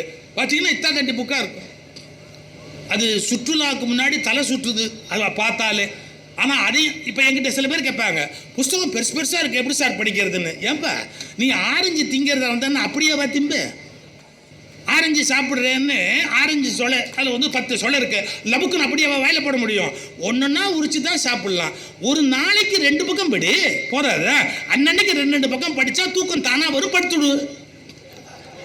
சில பேர் என்கிட்ட வந்து சொல்லுவாங்க, சார் சார் ராத்திரி யூடியூப்ல உங்கள் பேச்சு கேட்டால் தான் சார் எனக்கு தூக்கமே வரும் அப்படி. அவன் பாராட்டுறானா பழிக்கிறானா அது கடவுளுக்கு தான் விழிச்சு. ஆனால் அது ரொம்ப சந்தோஷமாக சொல்லிட்டு போனா, ரொம்ப மனசு கஷ்டமாக இருப்பேன் சார், ராத்திரி உங்களுக்கு கேட்டால் நிம்மதியாக தூங்கிடுவேன் சார். போயிட்டு போகுது ஏதோ அந்த 1/2 மணி நேரமாக அது கேட்கட்டுமே, யார் வேண்டான்னா. உண்மை சார், நீங்கள் ஆரஞ்சு அப்படியாவா உள்ள திங்க முடியும்? அது மாதிரி பெரிய புஸ்தகமாக இருக்கலாம், இறையன்பு புஸ்தகம். ஒன்றும் கவலைப்படாதீங்க, ஒரு நாளைக்கு 4 பக்கம் படிங்க, ஒரு சாப்டர் படிங்க. நீங்கள் ஒரு புஸ்தகத்தில் அன்றைக்கே படித்து முடிக்கிறதுக்கு தானே சிலபஸா? நாளைக்கு காலையில் எக்ஸாமினேஷனாக வச்சுருக்கிறான் இல்லையே. ஆனாலும் அது படிக்கணும். படிப்பு புஸ்தகத்தை படிக்கிற போது என்னென்ன செய்யும்? ஆப்ரஹாம் லிங்கன் புஸ்தகம் படிச்சுக்கிட்டு இருந்தார். அவர் புஸ்தகம் படிக்கிற போது ஒரு ஒய்ஃபுக்கு எரிச்சலாக இருந்தது. ஒரு ஒய்ஃப் எரிச்சல் அடைவதற்கு காரணங்களே தேவையில்லை. அவள் ஒய்ஃபாக இருப்பது மட்டுமே போதுமானது. இவன் கணவனாக இருப்பது மட்டுமே காரணமானது. வேறு எந்த விஷயம் வேண்டியதில்லை. அவன் என்ன பண்ணா, கோபமாக அங்கேருந்து வந்து ஆபிரகாம் லிங்கன் புஸ்தகம் படித்ததை வெடுக்குன்னு இப்படி பிடுங்கி தூக்கி அந்தாண்டி எரிஞ்சா. அந்த அம்மா என்ன கொல்ல போகுதுன்னு உட்காந்து இந்த புஸ்தகம் படிச்சுக்கிட்டு இருக்கிறீங்க? இந்த புஸ்தகத்தை படித்தா ஒரு 10 ரூபா சம்பாதிக்கிறதுக்கு உங்களுக்கு தெரிய வருமா? 10 ரூபா சம்பாதிக்கிற துப்பு இருக்கா? இந்த புஸ்தகம் உங்களுக்கு சம்பாதிக்கிறதுக்கு கற்றுக் கொடுக்குமா அப்படின்னு அவர் சொன்ன பதில் தான், ஏய் 10 ரூபா எப்படி சம்பாதிக்கணுங்கிறது எனக்கே தெரியும், பணம் வந்ததுக்கப்புறம் எப்படி இருக்குனுங்கிறத இந்த புஸ்தகம் தான் எனக்கு கற்றுக் கொடுக்கும்னார். உங்களுக்கு வாழ்க்கையை கற்றுக் கொடுங்க சார் புஸ்தகம். நீங்கள் எப்படி வாழணுங்கிற பேர் உண்மையை கற்றுக் கொடுங்க சார். இந்த பகவத்கீதைன்னு ஒரு புக்கை படிக்கலைன்னா மகாத்மா காந்தி லைஃப் என்ன இருக்கும்? கர்மயோகங்கிறத வந்து இந்திய விடுதலை போராட்டத்தில் அவர் கொண்டு வந்து நுழைக்கிறாரு. அது எப்படி மகாத்மா காந்திக்கு சாத்தியமாச்சு? அந்த கீதைங்கிற புக்கு தானே அவருக்கு ஒரு டிரான்ஸ்ஃபர்மேஷனுக்கு காரணம். இன்னும் நிறைய காரணங்கள் இருக்கு, அது வேற சமாச்சாரம். ஆனால் அது ஒரு பெரிய காரணம். சில நூல்கள் மலைகள் பார்க்கலாம், பெயர்க்க முடியாது. அவர் கவிஞனுக்கே உள்ள குறும்பு. சில நூல்கள் சாலை ஓர பெண்கள் ரசிக்கலாம், பின்பற்றக்கூடாது. சில நூல்கள் சாலை ஓர பெண்கள் ரசிக்கலாம், பின்பற்றக்கூடாது. சில நூல்கள் கண்ணாடிகள் நித்தம் ஒரு முறை பார்த்தாக வேண்டும். அது மாதிரி ஒரு நூல் சொல்லுங்க பாப்பா, டெய்லி அந்த நூலை பார்த்தே ஆகணும். திருக்குறள். நீங்க லைஃப்ல எது செஞ்சாலும் எது செய்யாட்டாலும் இந்தியன் பீனல் கோடு பத்தி கவலையா, சரியா சரியில்லையான்னு பார்க்காதீங்க. திருக்குறள் நெறிப்படி அது சரியா சரியில்லையான்னு பாருங்க, உங்க லைஃபே சேஞ்ச் ஆயிடும். ஒரு மனுஷன் தன் வாழ்க்கையில எப்படி நடந்து எப்படி வாழ்க்கையை நடத்தணும் அப்படிங்கிறதுக்கு தினம் ஒரு தடவை திருக்குறள் இப்படி திருப்பி பாருங்க. ஒரு குறளை பாருங்க, அந்த ஒரு குறளை அன்னைக்கு முழுக்க யோசிச்சு பாருங்க. உங்க லைஃப் சேஞ்ச் ஆகலைன்னா என் பேரை மாத்திக்கிறேன். ஒரே ஒரு குறள் படிங்க, பாருங்க, அன்னைக்கு முழுக்க அதை யோசிங்க. உங்களுக்கு 100 விஷயத்துல அதே குறள் அப்ளை ஆகும். எப்படின்னே தெரியாது. அது உங்க வாழ்க்கையவே மாற்றக்கூடிய சக்தி உடையது. அதான் திருக்குறள் இருக்கிற ஆச்சரியம். சில நூல்கள் கண்ணாடிகள், நித்தம் ஒரு முறை பார்த்தாக வேண்டும். சில நூல்கள் விலை மகளிர், முடிந்ததும் மறந்து விட வேண்டும். சில நூல்கள் பணம் மாதிரி எப்போதும் கையில் இருக்க வேண்டும். எங்கள் ஐயா திருக்குறளார் முனுசாமின்னு ஒரு பேச்சாளர் இருந்தாங்க எங்களுக்கு முன்னாடி. ரொம்ப கேலியும் கிண்டலுமா பேசுவாங்க, நகைச்சுவை. அவர் ஒரு வார்த்தை சொல்வார், நீ படிக்கலையோ ஒரு 7-8 புஸ்தகம் வாங்கி உன் ரூம் ஷோகேஸில் வச்சுக்கோ. அவர் சொல்லி இப்படி தான் பேசுவார். உன் வீட்டு ஷோகேஸில் ஒரு 10 புஸ்தகமாவது வாங்கி வை, அப்போ தான் எவனாவது படித்தவன்னு ஏமாந்து பொண்ணு கொடுப்பான். இல்லைன்னா நீ படிக்காத முண்டோன்னு சொல்லி விட்டுட்டு போடுவான். அதனால ஒரு 4 நல்ல புஸ்தகமாக வாங்கி உன் வீட்டு ஷோகேஸில் வெய்யி அப்படிம்பார் திருக்குறள் முனுசாமி. நம்ம படிக்கிறோமோ படிக்கலையோ சில புஸ்தகம் நம்ம வீட்டில் இருந்தாகணும். சில நூல்கள் பணம் மாதிரி எப்போதும் கையில் இருக்க வேண்டும். புத்தகத்தின் புனிதம் எத்தனை பேர் அறிவார்? இப்போ பாருங்க, புத்தகம் என்ன செய்யணும்? மாணவருக்கு அது கட்டாயத்தாலி, கண்டிப்பாக கையில் இருந்தே ஆகணும். இறந்த காலம் மீண்டும் வாழும், கத்தியின்றி ரத்தமின்றி உள்ளங்கையில் யுத்தம். புத்தகம் படிக்கும்போது சில சமயம் பழைய விஷயங்களை எடுத்து படித்தா, இப்போ இதே பகுதியில் ஈரோட்டில் ஸ்டாலின் குணசேகரன் நம்முடைய சுதந்திர வேள்வியில் தமிழக வீரர்களை பற்றி எழுதியிருக்கிறார். சார் சில பேர் விவரம் சொல்லலாம்னு தெரியாமல் பேசுகிறாங்க சார். தமிழ்நாட்டில் இருந்த சுதந்திர வீரர்களை பற்றி நாம் பதிவே பண்ணலை அப்படின்னு ஒருத்தர் ஒரு பதிவு போட்டார். தவறு. அவர் ஸ்டாலின் குணசேகரனுடைய புத்தகத்தை படிக்கணும். தமிழ்நாட்டில் மூல முடுக்கில் எல்லாம் இருந்த சுதந்திர போராட்ட வீரர்களுடைய லிஸ்ட்டு அவர் பட்டியல் போட்டு காமிச்சிருக்கிறார். அருமையான புக்கு அது. பல பேர் அதில் கட்டுரை எழுதியிருக்கிறாங்க. நீங்கள் அதை எடுத்து படிச்சீங்கன்னா அப்படியே கண்ணை தண்ணி வரும். திருப்பூர் குமரனுடைய வாழ்க்கை, ஆரியா அந்த கொடி. சார் நான் அதை படிச்சுட்டு ஒரு 5-6 மணி நேரம் என்னால் வேறு எந்த வேலையுமே பார்க்க முடியல சார். ஒரு 5 அல்லது 6 மணி நேரம் எந்த வேலையும் பார்க்க முடியல. ஏன்னா எப்படி அந்த ஃப்ளாக் ஹாய்ஸ்ட் பண்ணார். நேற்று 26ஆம் தேதி குடியரசு தினம், நம்ம கொடியேற்றணும். நம்ம கொடியேற்றுறது பெரிய விஷயம் இல்லைங்க. ஆரியா கொடியேற்றினாங்க எங்க? செயின்ட் ஜார்ஜ் கோட்டையில்.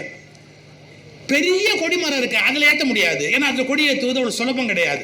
அது பக்கத்தில் இன்னொரு சின்ன ஒரு பிரிட்டிஷ்காரருடைய ஒரு கொடிமரம் இருந்தது. அதில் பிரிட்டிஷ் கொடி பறந்த அந்த கொடிமரம். இது அப்படியே ஒரு நாவல் மாதிரி எழுதுறாரு அந்த ஆரியா கொடியேற்ற சம்பவத்தை. ராத்திரி நியூ எல்பின்ஸ்டன் தியேட்டரில் சினிமா பார்த்துவிட்டு ஆங்கில இராணுவ வீரர்கள் செயின்ட் ஜார்ஜ் கோட்டை நோக்கி நடந்தார்கள். அவர்களோடு சேர்ந்து ஆரியா நடக்க தொடங்கினான். சினிமா மாதிரி இருக்கும் பார்க்குறதுக்கு. ஏன்னா அந்த சினிமா பார்த்துட்டு அவங்களுக்கு இங்கிலீஷ் படம் பார்க்கணும். நியூ எல்ஃபின்ஸ்டன் தியேட்டர் அதில் பார்த்துட்டு அவங்க செயின்ட் ஜார்ஜ் கோட்டைக்கு நடந்து போகிறாங்க. அப்போ இந்திய தேசிய கொடி கிடையாது, எது கொடிங்கிறதே வரையறுக்கப்படலை. ஒரு 4 முழ கதர் வேட்டி வாங்கி இருந்தார். அந்த 4 முழ கதர் வேட்டியை சரியாக 3ஆக பிரித்து, ஒன்றை சிவப்பு சாயத்தில் தோய்த்து மற்றொன்றை பச்சை சாயத்தில் தோய்த்து நடுவில் இருந்த வெள்ளை பகுதியில் வந்தே மாதரம் என்று எழுதினான். எப்படி கொடி தயாராச்சு அப்படிங்கிறதுக்கு. இந்த கொடியை எடுத்துக்கொண்டு கொடிக்கம்பத்தில் ஏற வேண்டும். குரங்கு தப்பி தப்பி ஏறுவது போல் ஏற வேண்டும். அந்த கொடி ஏதாவது ஆகிவிட்டால் தன் இடுப்பில் அந்த கொடியை செருகிக் கொண்டான். அந்த கொடிக்கம்பத்தில் அப்படி தப்பி தப்பி தப்பி மேலே ஏறுறான் ஆரியா. மேலே ஏறும்போது சென்னை லைட் ஹவுஸ் அப்போ வந்து ஹைகோர்ட்டில் அந்த சென்னை கலங்கரை விளக்கத்தின் விளக்கு தன் மீது பட்டுவிட்டால் ஆங்கில வீரர்கள் கண்டுபிடித்து விடுவார்கள் என்று கொடிக்கம்பத்தில் பம்மி பதுங்கி கொண்டு அந்த சுடல் விளக்கின் வேகத்திற்கு ஏற்ப நகர்ந்து நகர்ந்து மேலே போகிறான். அதன் பிறகு மேலே போய் இந்திய தேசிய கொடி என்று அந்த மூவர்ண கொடியை கட்டுறான். கதர் வேஷ்டி, அது அவ்வளவுதான். கட்டிட்டு அதை விட அற்புதம் சார், என்ன தாகம் அதிகமாக இருக்கும் என்று தெரிந்து ஏற்கனவே கொண்டு போன எலும்பிச்சம்பழத்தை கடித்து சாப்பிட்டான். அப்படியே ஒரு எப்படி நடந்ததுங்கிறத அந்த நூலாசிரியர் எழுதுறார். ஆரியா மேலே போய் அந்த கொடியை கட்டிட்டு இறங்கிட்டான். மறுநாள் காலை பிரிட்டிஷார் கண் விழித்தால் எப்போதும் பிரிட்டிஷ் ஜாக் கொடி பறந்து கொண்டிருக்கிற கொடிக்கம்பத்தில் இந்திய கொடி பறந்தது.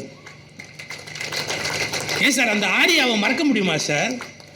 அந்த ஆரியாவை பற்றி இந்த நாட்டில் எழுதி புஸ்தகமாக்கி விடுதலை வேள்வியில் தமிழகம் அப்படின்னு 2 வால்யூம் அருமையாக ஒரு குக்கிராமத்தில் பிறந்தவங்களை கூட விடாமல் வெளியிட்டு ஸ்டாலின் குணசேகரன் அவர்கள் ஒரு புத்தகம் பதிவு பண்ணியிருக்கிறார். ஆனால் அதை படிக்காமையே கமெண்ட் சொல்கிறாங்க, தமிழ்நாட்டில் விடுதலை வீரர்களை பற்றிய தொகுப்பு இல்லை அப்படின்னு சொல்கிறாங்க. நீ படிக்காம நீ எப்படி கமெண்ட் அடிக்கலாம்? தமிழ்நாட்டில் தொகுக்கவே இல்லை, விடுதலை வீரர்களுக்கு தர வேண்டிய மரியாதையே தரல அப்படின்னு அவங்க பாட்டு வாய்க்கு வந்ததை பேசுறாங்க. எனக்கு இருக்கிற வருத்தம் தெரியுங்களா? இந்த தேசத்தில் ஒரு புத்தகத்தை புகழுகிறவர்களும் சரி இகழுகிறவர்களும் சரி படிப்பதே இல்லை. நீ கீதையை பாராட்டுறியா? நீ படிச்சியா? திருக்குறளை பாராட்டுறியா? நீ படிச்சியா? நீ கீதையை இகழ்றியா? நீ படிச்சியா? நீ ஏதாவது ஒரு நூலை இகழ்ந்து பேசுறதா இருந்தா முழுசா படி.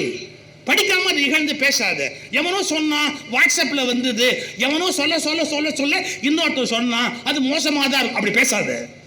நீ புஸ்தகத்தை கையில் எடுத்து படி, முதல் பக்கத்துலேருந்து கடைசி பக்கம் வரைக்கும் படி, அப்புறமா பேசு.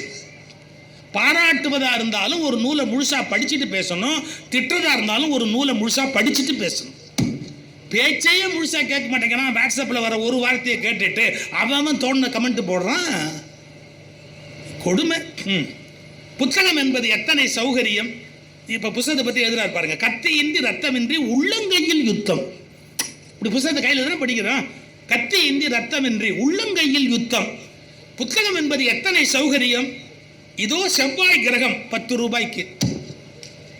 நீங்க ஒரு புத்தகம் வாங்குறீங்க, செவ்வாய் கிரகத்தை டிராவலை பத்தி இருக்கு.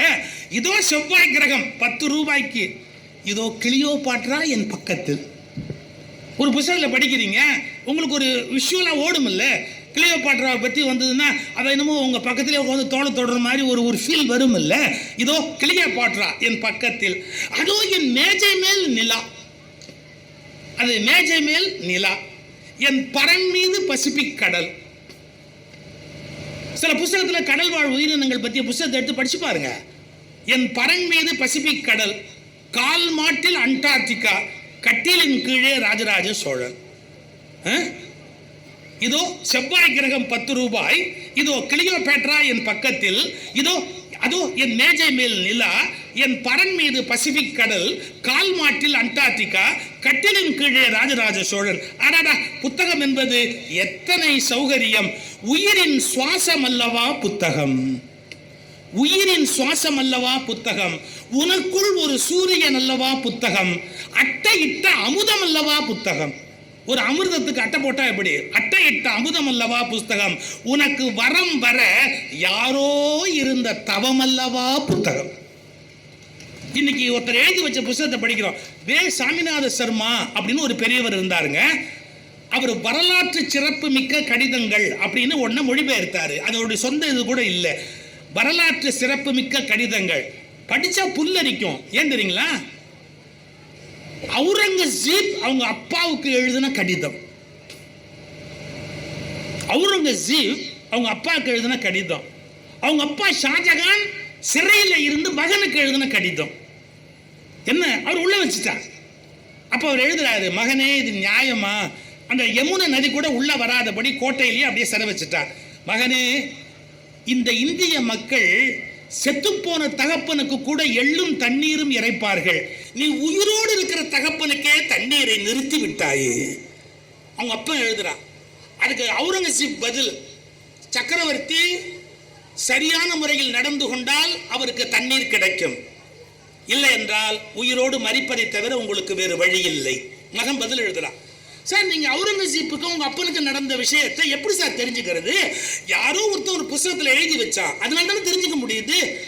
புத்தகம் உனக்கு வரம் தர யாரோ இருந்த தவமல்லவா புத்தகம். ஒரு நல்ல புத்தகம் திறந்து கொண்டால் நரகத்தின் வாசல் மூடப்படும். ஒரு நல்ல புத்தகம் திறந்து கொண்டால் நரகத்தின் வாசல் மூடப்படும். ஒவ்வொரு பக்கம் நகரும் போதும் நீ எதிர்காலத்துள் ஒரு 8 வைக்கிறாய். நம்ம ஊர் பக்கம் சொல்ல, ஒரு 8 வச்சுட்டு போங்களேன், ஒரு 8 அப்படிம்பாங்க. ஒரு 8னா ஒரு ஸ்டெப்பு, 8னா 8 நம்பர் இல்லை, ஒரு 8 வச்சுட்டு போங்களேன் அப்படிம்பாங்க. ஒவ்வொரு பக்கம் நகரும் போதும் நீ எதிர்காலத்துள் 8 வைக்கிறாய். ஒரு புத்தகம் முடிகிறது, மனசின் மர்ம பிரதேசம் விடுகிறது. சில சமயம் சில புக்கு கொடுக்குற கிளாரிட்டி இருக்கு பாருங்க. நம்ம வாழ்க்கையில் இருக்கிற பெரிய குழப்பத்துக்கு நம்முடைய புத்தகம் ஒரு பெரிய தீர்வு கொடுக்கும். புத்தகம் என்பது எத்தனை அற்புதம். தூரம் தூர்ந்து போகும், நாடோடியாக வீட்டை விட்டு வெளியேறி, அதாவது இந்த உலகத்தில் புத்தகம் நமக்கு செய்யக்கூடிய நன்மையை வேறு எதுவுமே செய்ய முடியாது. சரி, அந்த கவிதை நான் அதோட நிறுத்திக்கிறேன். நீங்கள் சில தெரிந்து கொள்ள முடியாத உலகத்தை புத்தகம் உங்களுக்கு தெரிய வைக்கும். நான் இப்போ இல்லை, ஒரு 50 ஆண்டுகளாக பயணம் பண்ணிக்கிட்டு இருக்கிறவன். நான் இன்டர்நேஷ்னல் பயணங்கள் மேற்கொள்ளும் போது சில சமயம் ஒரு கவலைப்படுவேன். டாய்லெட் இருக்கு இல்லையா, அதில் ஜென்ஸ் அப்படின்னு போட்டிருப்பாங்க, இன்னொன்று லேடிஸ் அப்படின்னு போட்டிருப்பாங்க. அதில் நல்ல வேளை படமும் போட்டிருப்பாங்க. படம் போட்டதுக்கு அப்புறமும் பல பேர் தப்பாக நுழையிறான். எனக்கு என்ன கவலை வரும் தெரியுங்களா? அப்போ ஜென்ஸ் போட்டிருக்காங்க, லேடிஸ் போட்டிருக்காங்க. அப்போ நம்ம கூட பிறந்த ஒரு இனம் தானே டிரான்ஸ்ஜெண்டர்ஸ். அவங்க எந்த டாய்லெட்டை யூஸ் பண்ணுவாங்க? ஏன்னா ஜென்ஸ் டாய்லெட்டுக்குள்ளே போனாலும் அவங்கள அலோவ் பண்ண மாட்டாங்க. லேடிஸ் டாய்லெட்டுக்குள்ளே அவங்க வர்றதை லேடிஸ் விரும்ப மாட்டாங்க. அவங்க மனுஷங்க இல்லையா? அவங்க ட்ராவல் பண்ண மாட்டாங்களா? அவங்களுக்கு வேண்டிய ஒரு இப்போ உலகம் முழுக்க ஜென்ஸ், லேடிஸ், டிரான்ஸ்ஜெண்டர்ஸ் அப்படிங்கிறது இன்டர்நேஷ்னல் ஏர்போர்ட்டில் வந்துருச்சு. எதுக்கு சொல்கிறேன்? அவங்களும் ஒரு மனிதர்கள், அவங்களுக்கு சில வேதனை இருக்குது, அவங்களுக்குன்னு சில சிரமம் இருக்குது. நமக்கு எதாவது தெரியுமா அதை பற்றி? நம்ம சௌரியமாக பிறந்துட்டோம், சௌரியமாக இருக்கிறோம், சௌரியமாக வாழ்ந்துட்டோம்.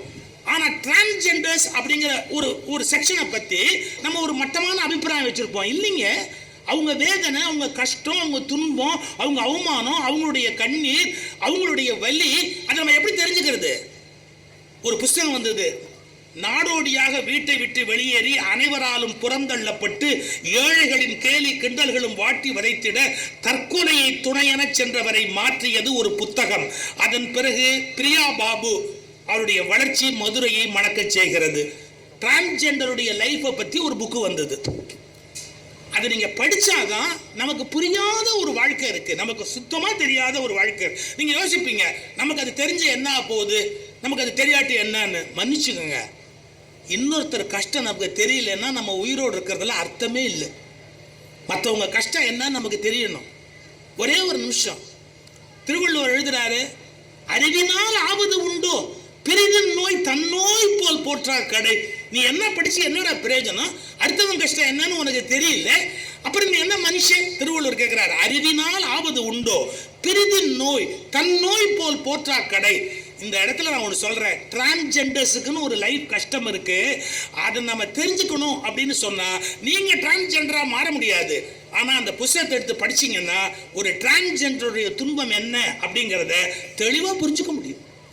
அதனால உங்களுக்கு புரியாத பல விஷயங்களை புரிய வைக்கக்கூடிய சக்தி புத்தகத்துக்கு இருக்கிறது. மகாத்மா காந்தியை கேட்கிறாங்க, 1 கோடி ரூபாய் கிடைத்தால் என்ன செய்வீர்கள்? காந்தி சொன்னார், ஒரு நூலகம் கட்டுவேன். காந்தியோட விருப்பம், 1 கோடி ரூபாய் கிடைத்தால் என்ன செய்வீர்கள்? ஒரு நூலகம் கட்டுவேன். அப்புறம் பேரறிஞர் அண்ணாவை விமானத்தில் டிக்கெட் போட்டு ராஜாராம் அவர்கள் அனுப்ப நினைக்கிறாரு. ரயில்ல போடுப்பா, 3 நாள் ட்ரெயின்ல போனா படிச்சுக்கிட்டே போலாம்ப்பா, நிறைய புத்தகம் படிக்கலாம் அப்படிங்கிறார் அண்ணா. புத்தகங்கள் பயங்கரமான போராட்ட ஆயுதங்கள் எவை? யாரை கேட்கிறாங்க? மார்ட்டின் லூதர் கிங்க கேட்கிறாங்க. பயங்கரமான போராட்ட ஆயுதங்கள் எவை என கேட்கப்பட்ட போது புத்தகங்கள் தான் என்றார் மார்ட்டின் லூதர் கிங். இல்லாட்டி பாரதி இப்படி எழுதுவாரா? ஆயுதம் செய்வோம், நல்ல காகிதம் செய்வோம். ஏன், அவருடைய ஒவ்வொரு கவிதையுமே ஆயுதம் தானே சார். அன்னைக்கு சுதந்திர போராட்டத்துக்கு போகும்போது பாரதியாருடைய பாட்டு தானே அவ்வளவு பெரிய வீரத்தை கொடுத்தது. அது காகிதத்தில் அச்சா இருந்தாலும் அது காகிதம் இல்லை, ஆயுதம். யோசிச்சு பாருங்க. பயங்கரமான போராட்ட ஆயுதங்கள் எவை என கேட்கப்பட்ட போது புத்தகங்கள் என்றாராம் Martin Luther King. Doctor Ambedkar தனிமை தீவில் தள்ளப்பட்டால் என்ன செய்வீர்கள் என்று கேட்டபோது புத்தகங்களுடன் மகிழ்ச்சியாக வாழ்ந்து விடுவேன் என்றார் ஜவஹர்லால் நேரு. இந்த உலகத்திலேயே சார் எது பெரிய கண்டுபிடிப்பு? நம்ம இப்படி வச்சுக்கோமே, முதல்ல நெருப்பை கண்டுபிடிச்சதை சொன்னாங்க. நமக்கு நெருப்புன்னு ஒன்று கண்டுபிடிக்கிறதுக்கு முன்னாடி வரைக்கும் இந்த உலகத்தோட வளர்ச்சி இல்லை. ஏன்னா உணவை சமைச்சு சாப்பிடலாம் அப்படிங்கிறது நமக்கு தெரியாது. காட்டில் தீப்பற்றி மாமிசங்கள் கருகிய பிறகுதான் நெருப்பில் ஒன்றை வேக வச்சு சாப்பிட்டா சுவையாக இருக்கும் அப்படிங்கிறது மனுஷனுக்கு எட்ட ஆரம்பிச்சது. நெருப்பு கண்டுபிடிக்கப்பட்ட பிறகுதான் மனித நாகரிகம் முதல் வளர்ச்சி அடையுது. அப்புறம் 2வது எப்படா வளர்ச்சின்னா வட்டம்ங்கிறத கண்டுபிடிச்ச போது தான். ஏன், இப்போ நீங்கள் இந்த காரை நகர்த்தணும்னா இவ்வளோ பெரிய வெயிட்டை நகர்த்த முடியாது. கீழே 4 சக்கரத்தை வச்சுட்டிங்கன்னா காரை ஈஸியாக தள்ளிடலாம். ஃப்ரிட்ஜ் வெயிட்டாக இருக்கும், கிரைண்டர் வெயிட்டாக இருக்கும், கீழே 4 வீல் வச்சுட்டிங்கன்னா நகர்த்திடலாம். இந்த வட்டம் சக்கரம் அப்படிங்கிறத கண்டுபிடிச்ச உடனே தொழிற்புரட்சி என்பது ஏற்பட்டு உலகத்தில் ஒரு மிகப்பெரிய மாற்றம் ஏற்பட்டது.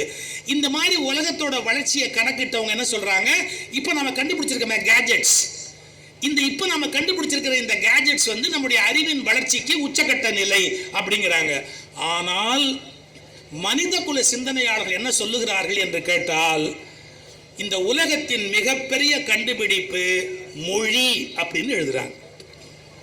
கொஞ்சம் யோசிச்சு பாருங்களேன். ஒரு மொழின்னு ஒன்று இல்லைன்னா நான் என்ன சொல்றேன்னு உங்களுக்கு புரியுமா? இப்பவே புரியல. நான் என்ன சொல்ல வரேன் அப்படிங்கிறது உங்களுக்கு எப்படி புரியும்? ஒரு மொழின்னு ஒன்று இருக்கிறதால தானே புரியுது. இப்ப இந்த மொழிங்கிறது தான் மனித குலத்தின் மிகப்பெரிய கண்டுபிடிப்பு. ஏன், என் அனுபவங்களை நான் மொழியில் பதிவு செய்கிறேன். என் அனுபவங்களை அடுத்த தலைமுறைக்கு நான் மொழியின் மூலம் கடத்துகிறேன். என்னுடைய நினைவுகளை இன்னும் வருங்காலத்தில் 1000 ஆண்டுகள் கழித்தாலும் அவர்கள் புரிந்து கொள்ளக்கூடிய வகையில் நான் பதிவு செய்கிறேன். கொஞ்சம் யோசிச்சு பாருங்க. மொழின்னு ஒன்று கண்டுபிடிக்க முடியாம போயிருந்தா இந்த உலகத்தோட நாகரிகம் என்ன இருக்கும்? ஆனா இந்த உலகத்தின் ஆகச்சிறந்த கண்டுபிடிப்பு மொழி, அந்த மொழியின் மிகச்சிறந்த கண்டுபிடிப்பு புத்தகங்கள். ஏன், புத்தகத்தில் தான் எழுதி வைக்கிற பழக்கம் வந்தது. ஒரு அனுபவத்தை திருவள்ளுவர் புத்தகத்தில் தானே எழுதி வச்சிருக்கிறாரு. வாழ்க்கையை எப்படி நடத்தணும் அப்படிங்கிற உண்மையெல்லாம் எழுதி வச்சிருக்கிறாரு.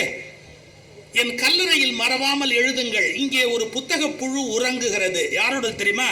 Bertrand Russell. என் கல்லறையில் மறக்காமல் எழுதுங்கள், இங்கே ஒரு புத்தக புழு உறங்குகிறது. இன்னொருத்தருடைய ஸ்டேட்மெண்ட் சொல்லட்டுமா? ஒரு குழந்தைக்கு நீங்கள் வாங்கி தரும் ஆகச்சிறந்த பரிசு புத்தகம் தான். Winston Churchill. ஒரு குழந்தைக்கு நீங்க வாங்கி கொடுக்கக்கூடிய ஆகச்சிறந்த பரிசு. மதம் கடந்த மதமற்ற கண்ணோட்டத்தில் சமூகத்தில் குடும்பத்தில் மனித வாழ்வின் விழுமியங்களை உலகத்தில் முதலில் பதிப்பித்தவர் கன்ஃபூஷியஸ். எல்லாம் எழுதி வச்சாங்க. கொஞ்சம் உலக மதங்களை பற்றி தெரிஞ்சவங்களுக்கு தெரியும். தாவோயிசம்னு ஒன்று இருக்கு. அந்த தாவோயிசம் அப்படிங்கிறது நாட்டை விட்டு அவர் வெளியே போகும்போது அந்த ஊர் காவல்காரன் நிறுத்திட்டான். நீ பெரிய அறிவாளி, நீ எங்கள் நாட்டை விட்டு போயிட்டா நஷ்டம், உனக்கு இருக்கிற அறிவை எல்லாம் மரியாதையாக இறக்கி வச்சுட்டு போ, உன் அறிவை எனக்கு இறக்கி வச்சுட்டு போ, எங்கள் நாட்டு மக்களுக்கு இறக்கி வச்சுட்டு போ. அவர் அப்போ வேற வழி இல்லாமல் எழுதுறாரு. அப்படி எழுதி கொடுத்தது தான் தாவோயிசம். இது எதுக்கு சொல்ல வரேன்? ஒரு மனிதனுடைய சேமிக்கப்பட்ட அறிவு வீணாயிடாமல் இருக்கணும்னா அது புத்தகத்தில் தரப்பட வேண்டும். நான் படித்த பொன்மொழியிலேயே பயங்கரமான ஒரு பொன்மொழி என்ன தெரியுங்களா? இந்த உலகத்தில் அதிக வெல்த், அதிக செல்வம் எங்கே இருக்கிறதுன்னு கேட்டான். இந்த உலகத்தில் அதிக செல்வம் எங்கே இருக்கிறது? கல்லறையில்னு சொன்னான். ஏன்னா பல மனிதனுடைய அறிவு இறந்த உடனே இல்லாம போயிடுது இல்ல. இந்த உலகத்திலேயே அதிகமான வெல்த் ஒளிந்திருக்கிற இடம் எதுன்னு கேட்டா கல்லறை. போயிடுது. அவன் இறந்து போயிட்டா அவனுக்கு தெரிஞ்சதெல்லாம் போயிடுது. அப்படி ஆகாதபடி காப்பாற்றணும்னா அவன் எழுதி வைக்கணும்ல. அப்படி எழுதி வைக்கிறது தானே புஸ்தகம்னு பேரு. அப்படி புத்தகங்கள் இந்த உலகத்தின் மிகப்பெரிய செல்வத்தை காப்பாற்றுகிற கருவூலங்களாக விளங்குகின்றன. மனிதனுடைய வாழ்க்கையை கீழிருந்து மேலே உயர்த்துகிற ஒரு மருந்தாக, அருமருந்தாக விளங்குகின்றன. இன்னொரு ஆச்சரியமான செய்தி சொல்றேன். சீனாவில் ஒரு பழக்கம் உண்டாம். என்ன பழக்கம் அப்படின்னு கேட்டா, கல்யாணத்துக்கு சீர் கொடுக்கும் போது புக்கு கொடுக்கணுமா? கல்யாணமே வேண்டான்றுவான் பல பேர். கல்யாணத்துக்கு சீர் கொடுக்கும் போது புத்தகம் வைக்கிற அலமாரா, புத்தகத்தை வைக்கிறதுக்கான அலமாரி, அதோடு அந்த சீர் கொடுக்கிற பழக்கம் சீன நாட்டில் இருக்கிற ஒரு பழக்கம் அப்படின்னு எழுதுறாங்க. பாரதி ஏழையா தான் இருந்தாரு. ஏழையா இருந்த போது கூட அவருக்கு பணம் கிடைச்சது கொஞ்சோண்டு. இந்த பணத்தை வச்சு தனக்கு ஏதாவது புடவை நகையெல்லாம் வாங்கிட்டு வருவான்னு செல்லமா உட்கார்ந்துருக்காரு. அவர் 2 சாக்கு மூட்டை நிறைய புத்தகத்தை வாங்கிட்டு வந்துட்டு செல்லம்மா கூட கேட்குறாங்க, இது நியாயமா? ரொம்ப கஷ்டப்பட்டு இந்த பணம் கிடைச்சிருக்கு, அதில் ஏதாவது உருப்படியாக வாங்கக்கூடாதா? பாரதி சொல்றார், இதை விட பெரிய செல்வம் உலகத்தில் இல்லை. செல்லம்மா, இதை விட பெரிய செல்வம் இந்த உலகத்தில் இல்லை. சார், அன்னைக்கு அது பைத்தியக்காரத்தனமா தெரிஞ்சிடலாம். இன்னைக்கு பாரதியை இந்தியாவே கொண்டாடுகிறது என்றால் அந்த புத்தகங்கள் தான் பாரதியை இந்த உயர்ந்த நிலைக்கு தூக்கி வைத்திருக்கின்றன. இப்படி ஒவ்வொன்றையும் நீங்க எடுத்துக்கிட்டீங்கன்னா அந்த புத்தகம் படிக்கிறவனை மாற்றி அமைக்கிறது, புரட்சியை தோற்றுவிக்கிறது. ஒன்றும் இல்லை சார், கால் மார்க்ஸோட தஸ் கேபிட்டல் அப்படிங்கிற ஒரு நூல் எவ்வளவு பெரிய மாற்றத்தை ஏற்படுத்துச்சு. நான் சொன்ன பாருங்க, பகவத்கீதை விருப்பு வெறுப்பு இல்லாமல் யோசிக்கணும். ஒரு சில பேர் ஆன்மீகமான நூல்கள்னா அவை பயனற்றவை நினைப்பாங்க. அப்படி சொல்ல முடியாது. இந்திய நாட்டினுடைய பெருஞானத்தை சேகரித்து வைத்த நூல்கள் அப்படின்னு சொன்னா திருக்குறள் ஒரு வகையில மிகப்பெரிய இந்திய நாட்டின் ஞானத்தை சேகரித்து வைத்த நூல். அதே மாதிரி பகவத்கீதை அது ஒரு பகுதியில். அதுல பிழை இல்லையான்னு கேக்குறீங்களா? மனசாட்சியோட படிச்சா அதுல பிழை எங்க இருக்குன்னு நமக்கு தெரியும். நான் ஒரு வார்த்தை சொல்றேன், தப்பா நினைக்காதீங்க. பிழை இல்லாத நூல்னு எதுவுமே உலகத்தில் இருக்காது. இந்த ஆதரிக்கிறவங்க என்ன பண்றாங்க, அது சுத்தமான, அதில் எந்த தப்புமே கிடையாது. தயவு செய்து அப்படி சொல்லாதீங்க. உங்களுக்கு அந்த தப்பு கண்ணை தெரியாதபடி மறைக்குது. நீங்க திருக்குறள்ல கூட 2 தப்பு கண்டுபிடிக்கலாம். கண்டுபிடிக்க முடியாதெல்லாம் கிடையாது, இருக்கு. ஆனா என்ன சொல்றோம், குணம் நாடி குற்றமும் நாடி அவற்றுள் மிகை நாடி மிக்க கொளல். அது மட்டும் இல்ல, திருவள்ளுவரையே நீங்க மாறுபட்டா கூட அதுக்கும் திருவள்ளுவரே சொல்றாரு, நான் சொல்றேன்னு கேட்காதப்பா, நீயா யோசிச்சு முடிவு பண்ணுப்பா. எப்பொருள் யார் யார் வாய் கேட்பினும் அப்பொருள் மெய்ப்பொருள் காண்பது அறிவு. நான் சொல்லிட்டேன்னு நீ ஒத்துக்காத. இந்த யார் யார் வாய் கேட்பினுங்கிறத அனுபவிச்சு பார்த்திருக்கீங்களா? இப்ப நான் சொல்றேன் பாருங்க, எப்பொருள் யார் யார் வாய் கேட்பினும் பிரிச்சிருங்க. யார் யார் வாய் கேட்பினும் ஒன்றும் இல்லைங்க. ஒரு கம்பெனி, இது நீங்கள் படிச்சிருப்பீங்க செய்தி. ஒரு கம்பெனியில் பேஸ்ட், இந்த பேஸ்ட் விற்பனையை கூட்டணும்னு சொல்லி கம்பெனியோட மேனேஜிங் கமிட்டி உட்காந்து டிஸ்கஸ் பண்ணுறாங்க. இந்த பேஸ்ட் விற்பனையை எப்படி கூட்டலாம் அப்படின்னு. ஒரு கம்பெனி போர்டு மீட்டிங் நடக்கிற போது காஃபி சர்வ் பண்ணுவார்ல ஒருத்தர், அவர் குழந்தை எல்லாருக்கும் காஃபி வைக்கிறார். 6 hours டிஸ்கஷன் போகுது. அந்த பேஸ்ட் விற்பனையை எப்படி கூட்டலான்னு யாருக்கும் தெரியல. இவங்கெல்லாம் தலையை பிச்சுக்கிறாங்க. இந்த காஃபி வச்சவர் சொன்னார், நான் ஒரு யோசனை சொல்லட்டுமா? உங்களுக்கு பாருங்க, MBA படித்தவனுக்கு கோபம் வரும். நாம் இவ்வளோ படிச்சிருக்கிறோம், நமக்கு தெரியாது இந்த பையன் காஃபி கொண்டாந்து வைக்கிறவன் எவ்வளவு திமிரா பேசுகிறான்னு.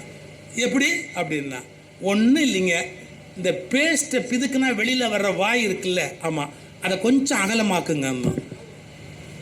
ஏன், எல்லாரும் யூஷுவல் ப்ரெஷரில் தான் அமுக்குவான். ஆனால் இப்போ வச்சிருக்கிற வாயை விட பெருசாக்கிட்டீங்கன்னா கூட கூட கொஞ்சம் வெளியில் வரும். 30 நாள் பேஸ்ட்டு யூஸ் பண்ணுறவன் 25 நாள்லேயே தீர்ந்து போயிடும். ஒரு 5 நாளைக்கு திரும்பி அவன் இன்னொரு பேஸ்ட்டை தான் எடுத்தாகணும். அப்படி மட்டும் ட்ரை பண்ணுங்களேன்னா செஞ்சான், பல கோடி சம்பாதிச்சிட்டான். இப்போ நீங்கள் யோசிக்கணும், எப்பொருள் யார் யார் வாய் கேட்பினும். சார், இவன் சாதாரணமான ஆளுன்னு நினைக்காதீங்க சார். தெருவில் போகிற ஒருத்தனா இருப்ப, அவன் திடீர்னு ஒரு யோசனை சொல்லிட்டு போவான். நான் ஏதோ தமாஷுக்கு சொல்றேன்னு நினைக்காதீங்க. பெரிய இன்ஜினியர் சார், கார் ஓட்டிக்கிட்டு போனார் சார். கார் என்ன ஆகி போச்சு அப்படின்னா, ஒரு டயர் பஞ்சர் ஆகி போச்சு. அந்த டயரை கழட்டி ஸ்டெப்னி டயரை எடுத்து திருப்பி மாட்டுறாரு சார் அவர். அப்படி மாட்டும் போது என்ன ஆகி போச்சு, மழை வந்தது திடீர்னு. இவர் அதை நட்டை கழட்டுவார் பாருங்க, அந்த அந்த டயர் மாட்டி இருக்கிற நட்டை அதை கழட்டி இப்படி ஒரு ஓரமா வச்சிருந்தார் சார். மழை வந்தது, வேகத்தில் அடிச்சுட்டு போய் சாக்கடையில் விழுந்துச்சு. இவர் எப்படி சார் போவார் இப்போ? நீ எவ்வளோ பெரிய மெக்கானிக்கல் இன்ஜினியராக வேணா இரு, இவர் அப்படியே ஐயோ 4 நட்டும் தண்ணிக்குள்ளே போயிடுச்சு, இப்போ நான் எப்படி இந்த டயரை மாட்டி எடுத்துகிட்டு போகிறதுன்னு தலையை பிச்சுக்கிறாரு மெக்கானிக்கல் இன்ஜினியரு. அப்போ சோத்தை எட்டி ஒருத்தன் பார்த்துக்கிட்டே இருந்தவன் சொன்னான், புட முட்டாள், இதுக்காக யாராவது யோசிப்பாங்களா? 4 டயர் இருக்குல்ல, இன்னும் 3 டயர் இருக்குல்ல, ஆமாம், அதுலேருந்து ஒவ்வொரு நட்டை கழட்டி இதில் போடு. 3 டயர் இருக்குது இல்லை, அல்ல 4 நட்டு இருக்குன்னு அவசியம் இல்லை. நட்டு கழண்டவன் எவ்வளோ பேர் எங்கெங்கேயோ இருக்கிறான். டயர் கொஞ்ச நேரம் நட்டு கழண்டா ஒன்றும் நஷ்டம் இல்லை. நீ போய் நட்டு கடையில் வாங்குற வரைக்கும் தானே உனக்கு வேணும். இதை என்ன பண்ணு, டயரில் ஒவ்வொரு நட்டை கழட்டு, 3 நட்டு கிடைக்குமா இதுக்கு போட்டுரு, இதை போட்டு ஓட்டிக்கிட்டே போய் நட்டை வாங்கிக்கிட்டு போட அப்படின்னு. இந்த மெக்கானிக்கல் இன்ஜினியர் திகச்சு போயிட்டான். என்னடா அது, நமக்கு இது தோணவே இல்லை, இவன் சொல்கிறானேன்னு அப்படி திரும்பி பார்த்தா அங்கே போர்டு போட்டிருக்கு, மனநலம் பாதிக்கப்பட்டவர் மருத்துவமனை. இப்போ நீ மனநலம் பாதிக்கப்பட்டவனா, அவன் மனநலம் பாதிக்கப்பட்டவனா? சார் உள்ளே இருந்தா கூட அவன் சொன்னது கரெக்ட் தானே சார். இப்போதைக்கு என்ன பண்ணுறது, how to solve this problem அப்படின்னா 3 நட்டை போட்டு ஓட்டு முடிஞ்சு போச்சு இல்லை. நீங்கள் எதுக்கு சொல்ல வர, எப்பொருள் யார் யார்வாய் கேட்பினும், இன்னொன்று எப்பொருள் யார் யார்வாய் கேட்பினும். அவன் எவ்வளோ சாதாரணமான ஆளை வேணாலும் இருக்கலாம். இப்படியே இந்த யார் யாருங்கிறதுக்குள்ள பெரிய உலகத்தையே வச்சிருக்கார் திருவள்ளுவர். அப்போ என்னங்க அர்த்தம், திருவள்ளுவர் சொன்னாருங்கிறதுக்காக கூட நீ ஒரு விஷயம் தப்பாக இருந்தால் ஏற்றுக்க வேண்டிய அவசியம் இல்லை. வள்ளுவர் சொல்லியிருக்கார் சார், இது எனக்கு உடன்பாடு இல்லைன்னு சொல்லு. யார் வேண்டாம்னா சார், புலால் மறுத்தல் நல்லது தான், உண்மையிலேயே உடல் நலத்துக்கு நல்லது தான் அப்படிம்பாங்க. ஆனால் டாக்டர்ஸை கேளுங்க, குறிப்பிட்ட சில குறிப்பிட்ட நியூட்ரிஷியஸ் எஃபெக்ட் வந்து என்னதான் வெஜிடேரியனில் சாப்பிட்டாலும் ஒரு சிலது வராது சார் அப்படிம்பாங்க. இப்போ நாங்கள்லாம் செக்கிங் போகும்போது சொன்னீங்க வெஜிடேரியனா அப்படிம்பாங்க. ஆமாம். கொஞ்சம் முட்டை கூட சாப்பிட மாட்டீங்களா அப்படிம்பாங்க. இல்லைங்க எங்கள் அப்பா சாப்பிட விடலை. இப்போ தான் நீங்களே அப்பா ஆகிட்டீங்களேன்னு, இப்போ சாப்பிட மனசு வரல. ஆனால் சரி பரவாயில்ல, முட்டையாவது சாப்பிடலாம், நீங்கள் அது ஒன்றும் தப்பு இல்லை. மாட்டேன்னா என்ன பண்ண முடியும், எல்லாமே வந்து வெஜிடேரியனில் கிடைக்காது சார், சில விஷயம் எல்லாம் நான்வெஜ் தான் கிடையாது. அப்போ என்ன பண்ணலாம், உங்களுக்கு குறிப்பாக ஃபிஷ்ஷு சாப்பிட்டா நல்லது. சரி நீங்கள் ஒன்று பண்ணுங்கள், என்ன ஒமேகா 3 எடுத்துங்க, அதுவும் ஃபிஷ்ஷு தான். ஆனால் நாங்கள்லாம் சைவம்னு சொல்லிட்டு ஒமேகா 3 போட்டுருவோம். அது ஒரு மாதிரியான நாகரிகமான அயோக்கியத்தனம். எங்களுக்கு கண்ணெத்தாப்புல தெரியல, ஆனால் ஒமேகா 3 சாப்பிட்டு தானே ஆகணும், சாப்பிடு அப்படிங்கிறாங்க, சாப்பிட்டுடுறோம். சார் நீ எந்த விஷயமா இருந்தாலும் திருவள்ளுவரே சொல்கிறாரு சார், 100% வெஜிடேரியனா இருன்னா, sorry swami it is not practically possible அப்படின்னு நீங்கள் மறுத்தா என்ன தப்பு? திருவள்ளுவர் கோச்சிக்கிட்டு கேஸாக போட போகிறாரு? இல்லை இல்லை. ஸோ எதுக்கு சொல்ல வர, எந்த நூலாக இருந்தாலும் அதனுடைய எதிர்பக்கத்தையும் நம்ம யோசிக்கணும். ஒரு புஸ்தகம் என்ன செய்யும் அப்படின்னா, அறிவு கொடுக்கும், நோய் இல்லாமல் வாழ வைக்கும், புரட்சிகளை உண்டாக்கும், தீர்க்கதரிசிகளை ஏற்படுத்தும், இயற்கையின் இயக்கவியலை உயர்த்தும். ஆந்த்ரோபாலஜின்னு ஒரு பகுதி இருக்கு இல்லையா, அந்த ஆந்த்ரோபாலஜிஸ்ட் புக்கு மூலமாக எவ்வளோ பெரிய நன்மை நடக்குது அப்படிங்கிறத இந்த உலகத்தில் கண்டுபிடிச்சிருக்காங்க. இப்போ நான் சொல்ல போகிற செய்தி ரொம்ப ஆச்சரியமான செய்திங்க. வயதாக வயதாக நமக்கு ஏற்படக்கூடிய அல்சைமர் போன்ற நோய்கள்லேருந்து தப்பிக்கணும்னா நிறைய புத்தகம் படிக்கணும். ஏன்னா நீங்கள் உங்கள் மூளையை டியூன் பண்ணிக்கிட்டே இருக்கிறீங்க. புதுசாக ஒரு புத்தகத்தை படித்து ஒரு நினைவை ஏற்றுறீங்க. அப்போ என்ன ஆகுன்னா அந்த மூளை டியூன் ஆகிட்டே இருக்கும். வயதான காலத்தில் நமக்கு வரக்கூடிய மறதி நோயிலிருந்து காப்பாற்றக்கூடியது பதட்டம். எப்படி ஆன்சைட்டி அட்டாக்ஸ் இருக்கு இல்லையா, அது மாதிரி பதட்டத்தில் இருந்து கூட சில நல்ல புத்தகங்களை படிச்சுட்டா நமக்கு சில உண்மைகளை அது புரிய வச்சிரும். ஓ, இப்போ நீங்கள் ஆன்சைட்டி அட்டாக் வந்து டாக்டர்கிட்ட போகிறவங்க ஒரு சைக்காட்ரிஸ்ட் எழுதி கொடுக்குற மாத்திரையை போட வேண்டி வரும். பட் நீங்களே இப்போ ஹார்ட் அட்டாக் மாதிரி நமக்கு தெரியும், ஐயோ என்னமோ வந்துருச்சுங்கிறதுக்கு மேலே இல்லை, இது ராங் சிம்டம், நமக்கு இப்போ அட்டாக் இல்லை, இது தப்பான ஒன்று மூளைக்கு மெசேஜ் அனுப்புது, இதுதான் அதை பற்றிய பேசிக் சயின்ஸு அப்படின்னு ஒரு 2 நிமிஷம் அனலைஸ் பண்ணிட்டீங்கன்னா ஆன்சைட்டி அட்டாக் இறங்கிடும். You become normal. இதை யார் கற்றுக் கொடுப்பேன்? நான் படித்தது இல்லை, ஆனால் அந்த புத்தகத்தை நான் படித்தேன். ஒரு சைக்காட்ரிஸ்ட்டை போய் நான் மருந்து சாப்பிட்றத விட ஆன்சைட்டி அட்டாக் பற்றிய விஷயத்தை நான் படிச்சுட்டேன்னா என்னுடைய லைஃப்பில் நான் சேவ் பண்ணி வெளியே வரதுக்கான பல விஷயங்கள் உதவியாக இருக்கா இல்லையா? அதனால வயதான காலத்தில் ஒரு மனிதருக்கு ஏற்படக்கூடிய மறதியை ஏற்படுத்தும். நான் எப்படி சொன்னால் மணிக்கணக்காக சொல்லிக்கிட்டே போகலாம். நிறைவாக ஒரு செய்தியை சொல்லி நிறைவு பண்ணுறேன். புத்தகம் என்ன செய்யும் அப்படின்னு கேட்டால், மகாத்மா காந்தி இந்தியாவுக்கான விடுதலை போராட்டத்தை வடிவமைக்கிறார். எனக்கு ஒரு மனசில் ஒரு வருத்தம் உண்டு, நான் அதை பதிவு பண்ணுறேன்.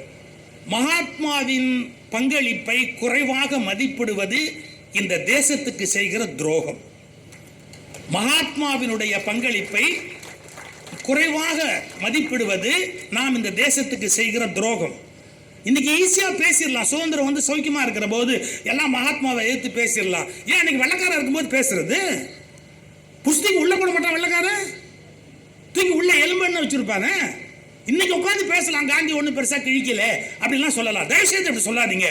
அப்படி யாராவது சொன்னால் அந்த பாவத்தை 7 ஜென்மமானாலும் கழிக்க முடியாது. இந்த தேசம் காந்திக்கு நன்றி இல்லாமல் போகுமானால் இந்த தேசத்தின் பாவத்தை ஒருபோதும் இயற்கை மன்னிக்காது. சார், காந்தியோட கருத்தில் எனக்கு மாறுபாடு உண்டு. காந்தியன் எக்கானமி சரியா? கேள்வி இருக்கு. காந்தியன் பொலிட்டிக்கல் திங்கிங் சரியா? கேள்வி இருக்கு. நீங்க கருத்தை வச்சு எவ்வளவுனா விவாதம் பண்ணுங்க. காந்தியோட அந்த அப்ரோச் ஒரு விஷயத்துல சரியா? கேள்வி கேளுங்க. ஆனா காந்தியோட இன்டெகிரிட்டியை டவுட் பண்ணாதீங்க. காந்தியோட இன்டெகிரிட்டி இருக்குல்ல, அதை டவுட் பண்ணாதீங்க. காந்தியோட லீடர்ஷிப்பை கொஸ்டின் பண்ணாதீங்க. ஏன்னா இந்த உலகம் முழுவதையும் ஒரே வார்த்தையை உச்சரிக்க வைத்த சக்தி அந்த ஒற்றை மனிதனுக்கு இருந்தது. அதுக்கு ஒரே காரணம் அவனுக்கு உள்ளிருந்த ஒரு எல்லையற்ற தபோபலன். நம்ம குறைவா நினைக்க கூடாது. சரி, ஆனா அவர் ஆரம்பத்தில் மோகனதாஸ் கரம்சந்த் காந்தி தான். அவர் டால்ஸ்டாய்க்கு லெட்டர் எழுதுறாரு. என்ன எழுதினார் தெரியுங்களா? டால்ஸ்டாய்க்கு வன்முறைக்கு வன்முறை தான் தீர்வா? வன்முறையில் ஒருவர் நமக்கு துன்பம் தருகிற போது பதிலுக்கு நானும் வன்முறையை மட்டும்தான் கையாள வேண்டுமா? நான் குழப்பத்தில் இருக்கிறேன், நீங்கள் எனக்கு தீர்வு தர முடியுமா அப்படின்னு டால்ஸ்டாய்க்கு லெட்டர் எழுதினார். டால்ஸ்டாய் பதில் எழுதினார். மகாத்மா காந்திக்கும் டால்ஸ்டாய்க்கும் போயிட்டு வந்த கடிதங்கள் புஸ்தகமாக இருக்கு, படிச்சு பாருங்க.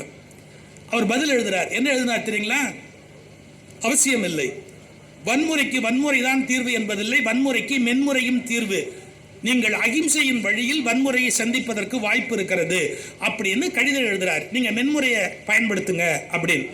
காந்தி ஒன்னே சொல்றார், இந்த ஆச்சரியமான செய்தியை நான் கேள்விப்பட்டதே இல்லை. எல்லோரும் வன்முறைக்கு வன்முறை தான் தீர்வு என்று சொல்லுகிற போது நீங்கள் மட்டும் அது மென்முறை தீர்வு என்று சொல்லுகிறீர்களே, இந்த செய்தி உங்களுக்கு எப்படி தெரிந்தது? அதுக்கு டால்ஸ்டாயோட பதில் தெரியுமா? உங்கள் நாட்டில் தமிழில் திருக்குறள் என்று ஒரு நூல் இருக்கிறது. அதில் இன்னா செய்தாரை ஒருத்தல் அவர் நாண நன்னயம் செய்து விடல் என்று ஒரு குறள் இருக்கிறது. அந்த குறளை படித்தால் இன்னா செய்தவர்க்கும் இனியவே செய்யாக்கால் என்ன பயத்ததோ சால்பு என்ற அடுத்த கேள்வி இருக்கிறது. இவ்வளவும் உங்கள் நாட்டில் இருக்கிற திருவள்ளுவர் என்ற ஒருவர் எழுதிய எழுத்து. அப்பதான் காந்திக்கு இங்க தமிழ்ல ஒரு திருக்குறள்ன்ற நூல் இருக்குன்னு தெரிஞ்சு அதோடு தன்னுடைய போராட்ட முறையை அஹிம்சா போராட்டமாக காந்தி மாற்றுகிறார். ஒரே வார்த்தை சொல்லட்டுமா?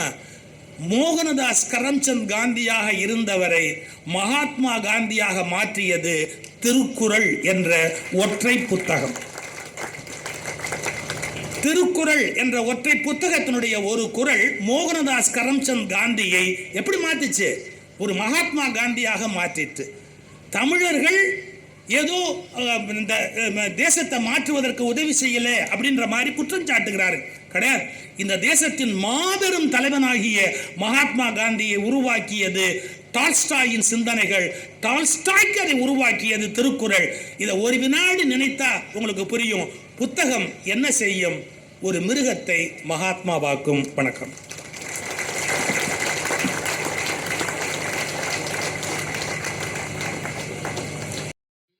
இந்த பதிவை குறித்து உங்களுடைய கருத்துக்கள் வரவேற்கப்படுகின்றன.